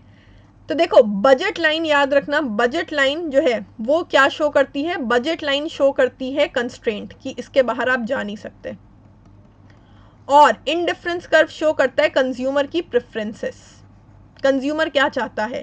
तो भैया कंज्यूमर तो जाना चाहेगा सबसे ऊपर वाले इंडिफरेंस कर्व पे, क्योंकि हमने पढ़ा था जितना ऊपर का इंडिफरेंस कर्व उतना ही ज्यादा कस्टमर को सेटिस्फैक्शन मिलेगा, उतना ही ज्यादा कंज्यूमर क्वांटिटी परचेज कर पाएगा। तो कंज्यूमर तो 1 को छोड़ के 2 को छोड़ के ऊपर 3 वाले पे जाना चाहेगा, लेकिन क्या वो जा सकता है, नहीं जा सकता है, बजट लाइन रोक लेगी। तो बजट लाइन से ऊपर वाले इंडिफरेंस कर्व पे तो आप जा ही नहीं सकते। कंज्यूमर प्रेफर जरूर करेगा वहां जाना, बट वो यहाँ जा ही नहीं सकता। सो ये जो 3 वाला है ये तो क्या हो गया, कट हो गया, इसकी तो बात ही खत्म हो गई, जा ही नहीं सकते, फिजिबल नहीं है, अटेनेबल नहीं है। अब बचे ये दोनों। अब इन दोनों में से भी कौन से वाले कर्व पे जो है कंज्यूमर का सेटिस्फैक्शन मैक्सिमाइज होगा। देखो ये जो 1 वाला कर्व है ये इन 2 पॉइंट्स पे बजट लाइन को टच कर रहा है, ये भी फीजिबल पॉइंट है, और ये जो 2 वाला कर्व है वो यहाँ पर टच कर रहा है, ये भी फीजिबल पॉइंट है। सो कौन सा पॉइंट प्रेफर करना चाहिए, ऑब्वियस सी बात है कि ऊपर वाला indifference curve higher level of satisfaction दे रहा है। सो जो रैशनल कंज्यूमर होगा वो जो है इंडिफरेंस कर्व 2 का जो पॉइंट बजट लाइन को टच कर रहा होगा उस पॉइंट पे अपना इक्विलिब्रियम देखेगा, ना कि इन पॉइंट्स पे। क्योंकि भले ही इंडिफरेंस कर्व के जो इंडिफरेंस कर्व 1 वाले के जो पॉइंट्स हैं वो भी हमारी बजट लाइन को जो है टच कर रहे हैं, लेकिन क्योंकि हम उससे ऊपर वाले इंडिफरेंस कर्व पे जा सकते हैं अपनी बजट लाइन के अकॉर्डिंग, तो हम उस पे जाना चाहेंगे। सो इंडिफरेंस कर्व 2 का ये जो पॉइंट है जहां पर वो बजट लाइन के टेंजेंट है, ये हमारा इक्विलिब्रियम पॉइंट होगा। एक चीज और बोली जाती है, कभी ये नहीं बोला जाता है कि इंडिफरेंस कर्व जहां पर बजट लाइन को काट रहा है, क्योंकि ये जो इंडिफरेंस कर्व 1 होगा ना, ये इंडिफरेंस कर्व बजट लाइन को क्या कर रहा है, काट रहा है, देखो यहाँ पे काट रहा है। सो इसीलिए कभी ये नहीं बोला जाता कि बजट लाइन और इंडिफरेंस कर्व जहां पर इंटरसेक्ट कर रहे हैं, नहीं, इंटरसेक्टिंग पॉइंट पे इक्विलिब्रियम नहीं है। ये देखो ये बजट लाइन, ये इंडिफरेंस कर्व 2 का ये जो पॉइंट है ये बजट लाइन को काट नहीं रहा है, सिर्फ टच कर रहा है, छू रहा है, तो इसको हम बोलते हैं टेंजेंशियल पोजीशन। टेंजेंशियल पोजीशन मतलब जहां पर टेंजेंट है। सो वो पॉइंट जहां पर इंडिफरेंस कर्व बजट लाइन के टेंजेंट होगा वो हमारा इक्विलिब्रियम का पॉइंट होगा। सो आई होप आपको समझ में आ गया होगा कि हम कैसे इस पॉइंट तक पहुंचे, क्यों हमने 3rd वाला इंडिफरेंस कर्व प्रेफर नहीं किया, क्यों हमने 1st वाला इंडिफरेंस कर्व प्रेफर नहीं किया। सो अगर पूछा जाए कि ऑर्डिनल अप्रोच के थ्रू कंज्यूमर इक्विलिब्रियम की पोजीशन क्या है, कंडीशन क्या है, तो आप बोलेंगे वो पॉइंट जहां पर इंडिफरेंस कर्व बजट लाइन के क्या है, टेंजेंट है। टेंजेंट है मतलब उसको टच कर रहा है। फिर हम इस पॉइंट से ऐसे नीचे लाइन बनाएंगे। सो यानी कि इतनी क्वांटिटी गुड एक्स की और इतनी क्वांटिटी गुड वाई की, ये इक्विलिब्रियम में जो है कंज्यूमर को परचेज करनी चाहिए है। अब देखो इस पॉइंट पे क्या हो रहा है, इस इक्विलिब्रियम पॉइंट पे क्या हो रहा है, इस इक्विलिब्रियम पॉइंट पे बजट लाइन की स्लोप और इंडिफरेंस कर्व की स्लोप दोनों क्या है, बराबर हैं। ये दोनों यहाँ पर एक दूसरे को टच कर रहे हैं, छू रहे हैं, तो इस पॉइंट पर दोनों की स्लोप क्या होगी, बराबर होगी। सो कंज्यूमर इक्विलिब्रियम वहां पर डिराइव होगा जहां पर बजट लाइन और इंडिफरेंस कर्व की स्लोप बराबर होगी। बजट लाइन दिखा रही है कि मैक्सिमम कितना स्पेंड कर सकते हैं, इंडिफरेंस कर्व दिखा रहा है कि कंज्यूमर की प्रेफरेंस क्या है। जहां पर ये दोनों इक्वल होंगे इनकी स्लोप, वो हमारा इक्विलिब्रियम पॉइंट होगा। बजट लाइन की स्लोप क्या होती है, प्राइस रेशियो। इंडिफरेंस कर्व की स्लोप क्या होती है, मार्जिनल रेट ऑफ सब्सटीट्यूशन। अब आप देखिए प्राइस रेशियो को px बाय py लिखते हैं। अगर आपको याद हो, मैंने बजट लाइन में आपको स्टार्टिंग में ही बताया था कि px बाय py लिखते हैं। और marginal rate of substitution of x for y, ये मैंने आपको लास्ट लेक्चर में भी बताया था। दिस इज वेरी इंपॉर्टेंट कि आप एक्स वाई लिख रहे हो या वाई एक्स लिख रहे हो। एक्स वाई लिख रहे हो तो मार्जिनल यूटिलिटी ऑफ एक्स ऊपर आएगी, मार्जिनल यूटिलिटी ऑफ वाई नीचे आएगी। और क्यों आ रहा है, ऐसे क्यों लिख रहे हैं हम क्या कर रहे हैं, हम गुड एक्स को गुड वाई की जगह पे सब्सटीट्यूट कर रहे हैं। हम एक्स की क्वांटिटी को बढ़ाते हैं, वाई की क्वांटिटी को कम करते हैं। हम जब इस तरीके से डायग्राम बनाते हैं तो मैंने हमेशा आपको बताया जिस चीज की क्वांटिटी में डिक्लाइन आता है उसको वाई एक्सिस पे दिखाते हैं। तो यानी कि हम y की जगह पर किसको सब्सटीट्यूट करते हैं, x को सब्सटीट्यूट करते हैं। हम x की क्वांटिटी धीरे धीरे बढ़ाते हैं। सो marginal rate of substitution of x for y, हम x की क्वांटिटी इंक्रीज कर रहे हैं, हम y की क्वांटिटी डिक्रीज कर रहे हैं। सो marginal utility of x divided by marginal utility of y, इस तरीके से इसको लिखा जाएगा। अच्छा, अब ये जो है, ये अगर आप याद करो कार्डिनल अप्रोच में जब हमने इक्वेशंस लिखी थी तो वो भी तो सेम ऐसी थी, यानी कि ले दे के कार्डिनल अप्रोच और ऑर्डिनल अप्रोच सेम कंक्लूजन पर पहुंच रही हैं, there is no difference, but दोनों के अजम्पशंस में और इस फाइनल कंक्लूजन तक पहुंचने के रास्ते में फर्क है, बाकी फाइनल कंक्लूजन दोनों से सेम ही आ रहा है। So P X upon P Y is equal to M U X upon M U Y. अगर मैं इसको क्रॉस मल्टीप्लाई करके लिखूं तो मैं ऐसे भी तो लिख सकती हूँ, M U X, P X को इधर ले आऊं नीचे और एम यू वाई को इधर क्रॉस मल्टीप्लाई करके ऊपर ले आऊं, is equal to M U Y upon P Y. इस तरीके से भी तो लिख सकती हूँ। तो सेम चीज आ गई ना कि दो गुड्स अगर कंज्यूम करे जा रहे हैं तो दोनों का मार्जिनल यूटिलिटी टू प्राइस का जो रेशियो होना चाहिए है वो रेशियो सेम हो। अगर ऐसा नहीं है तो अगर इक्वालिटी के साइन की बजाय एक तरफ ग्रेटर देन का साइन है, अगर इस तरफ ग्रेटर देन का साइन है तो इसका क्या मतलब होगा, अब ये मैं आपको बताती हूँ। इसको इरेज कर रही हूँ क्योंकि यहाँ पर ऑलरेडी डायग्राम इसीलिए मैंने दे रखा है, तो जो मैंने बनाया था उसको मैं इरेज कर रही हूँ। देखिए अब आप, अगर जो है सिचुएशन ऐसी है कि P X upon P Y और ग्रेटर देन का साइन है इधर M U X upon M U Y, again मैं क्रॉस मल्टीप्लाई करके लिख रही हूँ ताकि आप लोगों को ज़्यादा क्लियर हो। सो एम यू एक्स के नीचे आ जाएगा P x, just a second, ऐसे कर लो, एम यू वाई को इधर ले आओ ऊपर, तो M U Y divided by P Y, greater than का साइन वैसे का वैसे रखो, ये एम यू एक्स इधर और ये इधर आ जाएगा नीचे पी एक्स, यानी कि marginal utility of good X to price का जो रेशियो है वो ज्यादा है, यानी कि कंज्यूमर को इस पॉइंट पे गुड एक्स से ज्यादा सेटिस्फैक्शन मिल रहा होगा, और अगर ऐसा होगा तो कंज्यूमर क्या करेगा, गुड एक्स और ज्यादा परचेज करना चाहेगा और यहां तक कि वाई गुड से अपनी थोड़ी सी इनकम निकाल के गुड एक्स की तरफ लगा देना चाहेगा। ये सब्सटीट्यूशन हो जाएगा और ये सब्सटीट्यूशन प्रोसेस तब तक चलता रहेगा जब तक इनके बीच में इक्वालिटी नहीं आ जाती, जब तक दोनों प्रोडक्ट से मिलने वाला सेटिस्फैक्शन मार्जिनल यूटिलिटी सेम नहीं हो जाती, तब तक ये प्रोसेस जो है वो चलता रहेगा। ये पूरी चीज याद करो, मैं law of equi marginal utility में आपको एक्सप्लेन कर चुकी हूं। सो बेसिकली इसीलिए ये कंडीशन पॉसिबल नहीं है। ऐसे केस में क्या होगा, consumer will have more of X and less of Y, वो एक्स को ज्यादा से ज्यादा परचेज करेगा, वाई को कम करने की कोशिश करेगा। और अगर इसका उल्टा होता है, इस तरीके से होता है, P x divided by P Y, this case is greater than M U X upon M U Y, ठीक है, अगेन क्रॉस मल्टीप्लाई करो, M U Y upon P Y greater than M U X upon P x.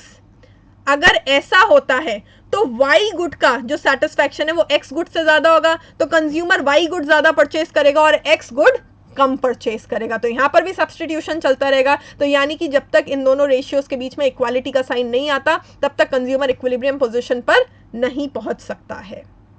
सो ये तो थी हमारी equilibrium की condition. So I hope this is clear. अब मैं आपको एक चीज और समझाना चाहूंगी डायग्राम में, द लास्ट थिंग। देखो यहां ये लिख रहे हैं कि अगर ये केस है और consumer will have more of X less of Y, तो इस केस में ये कह रहे हैं it means the slope of IC indifference curve is steeper than the slope of budget line, consumer will have more of X and less of Y. अब ये कैसे पता चलेगा, मैं आपको ये बताती हूँ। लेट्स से ये डायग्राम है, आप सबसे पहले स्टीपर और फ्लैटर का मतलब समझो, ठीक है। ये अपनी बजट लाइन बनी हुई है और ये अपना, जस्ट अ सेकेंड,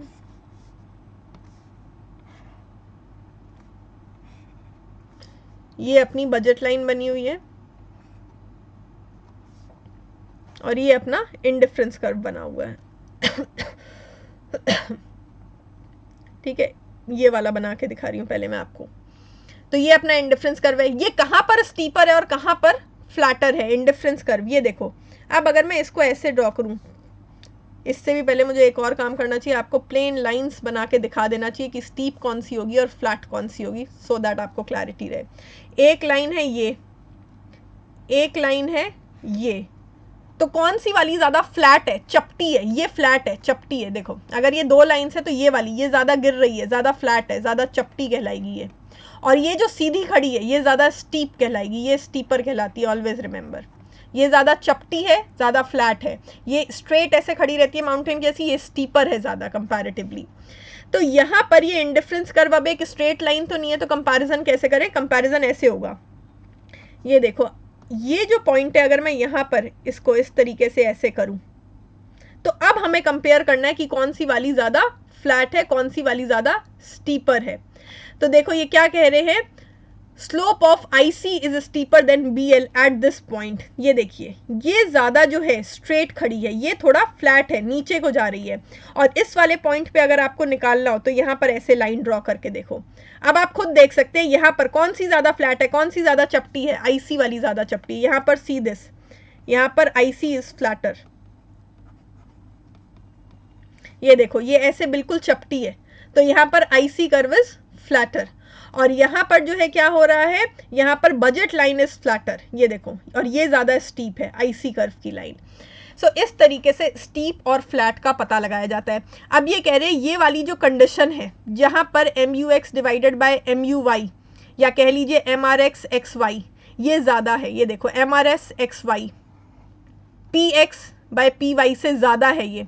तो उस पॉइंट पे क्या हो रहा है, देखो उस पॉइंट पे क्या हो रहा है, कौन सी वाली ज़्यादा स्टीप है, slope of IC is steeper. ये देखो मैंने आपको यहाँ पे करके दिखाया, ये देखो ये इंडिफरेंस कर्व है, ये बिल्कुल स्ट्रेट है लगभग यहाँ पे। सो IC कर्व यहाँ पर ज़्यादा स्टीप है। इसके विपरीत अगर इस पॉइंट पे देखोगे तो यहाँ पर IC कर्व ज़्यादा फ्लैट है।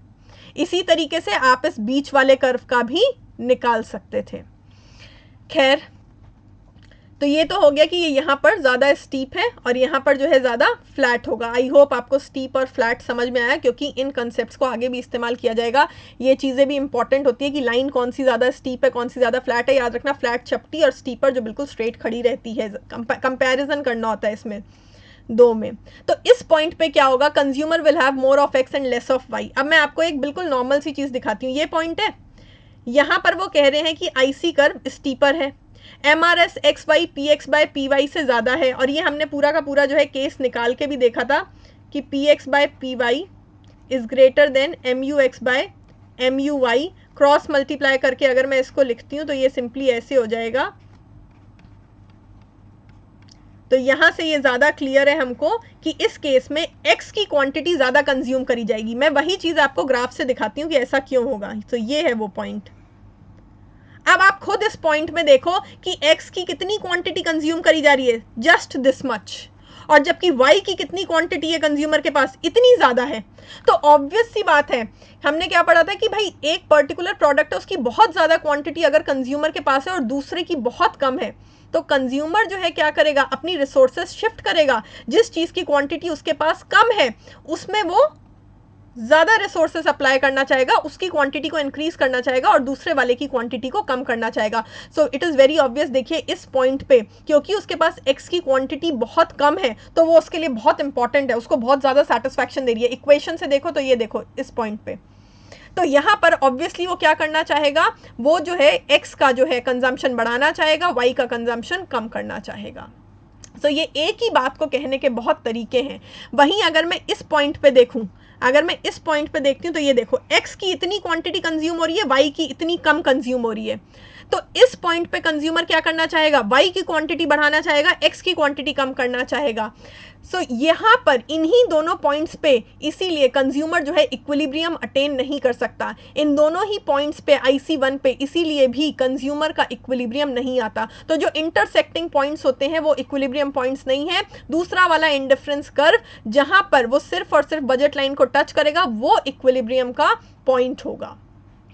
ये सारी चीज़ें जो है एक ही बात की तरफ आपको डायरेक्ट कर रही हैं, लेकिन कहने के तरीके अलग अलग है। एंड आई ऑलवेज ट्राई कि मैं हर पॉसिबल तरीके से आपको वो चीज़ कह के करके दिखाऊं, बिकॉज एग्जाम में वी डू नॉट नो कि किस तरीके से स्टेटमेंट बना के क्वेश्चन आपको दे दिया जाए। वो कुछ भी दे सकते हैं। वो कहते हैं slope of budget line is equal to slope of indifference curve होनी चाहिए है, इंडिफरेंस कर्व बजट लाइन के टेंजेंट होना चाहिए, प्राइस रेशियो MRS XY के बराबर होना चाहिए। अब इसको भी लिखने के बहुत तरीके हैं। प्राइस रेशियो और MRS XY को इस तरीके से लिख सकते हैं, क्रॉस मल्टीप्लाई करके इस तरीके से भी लिख सकते हैं।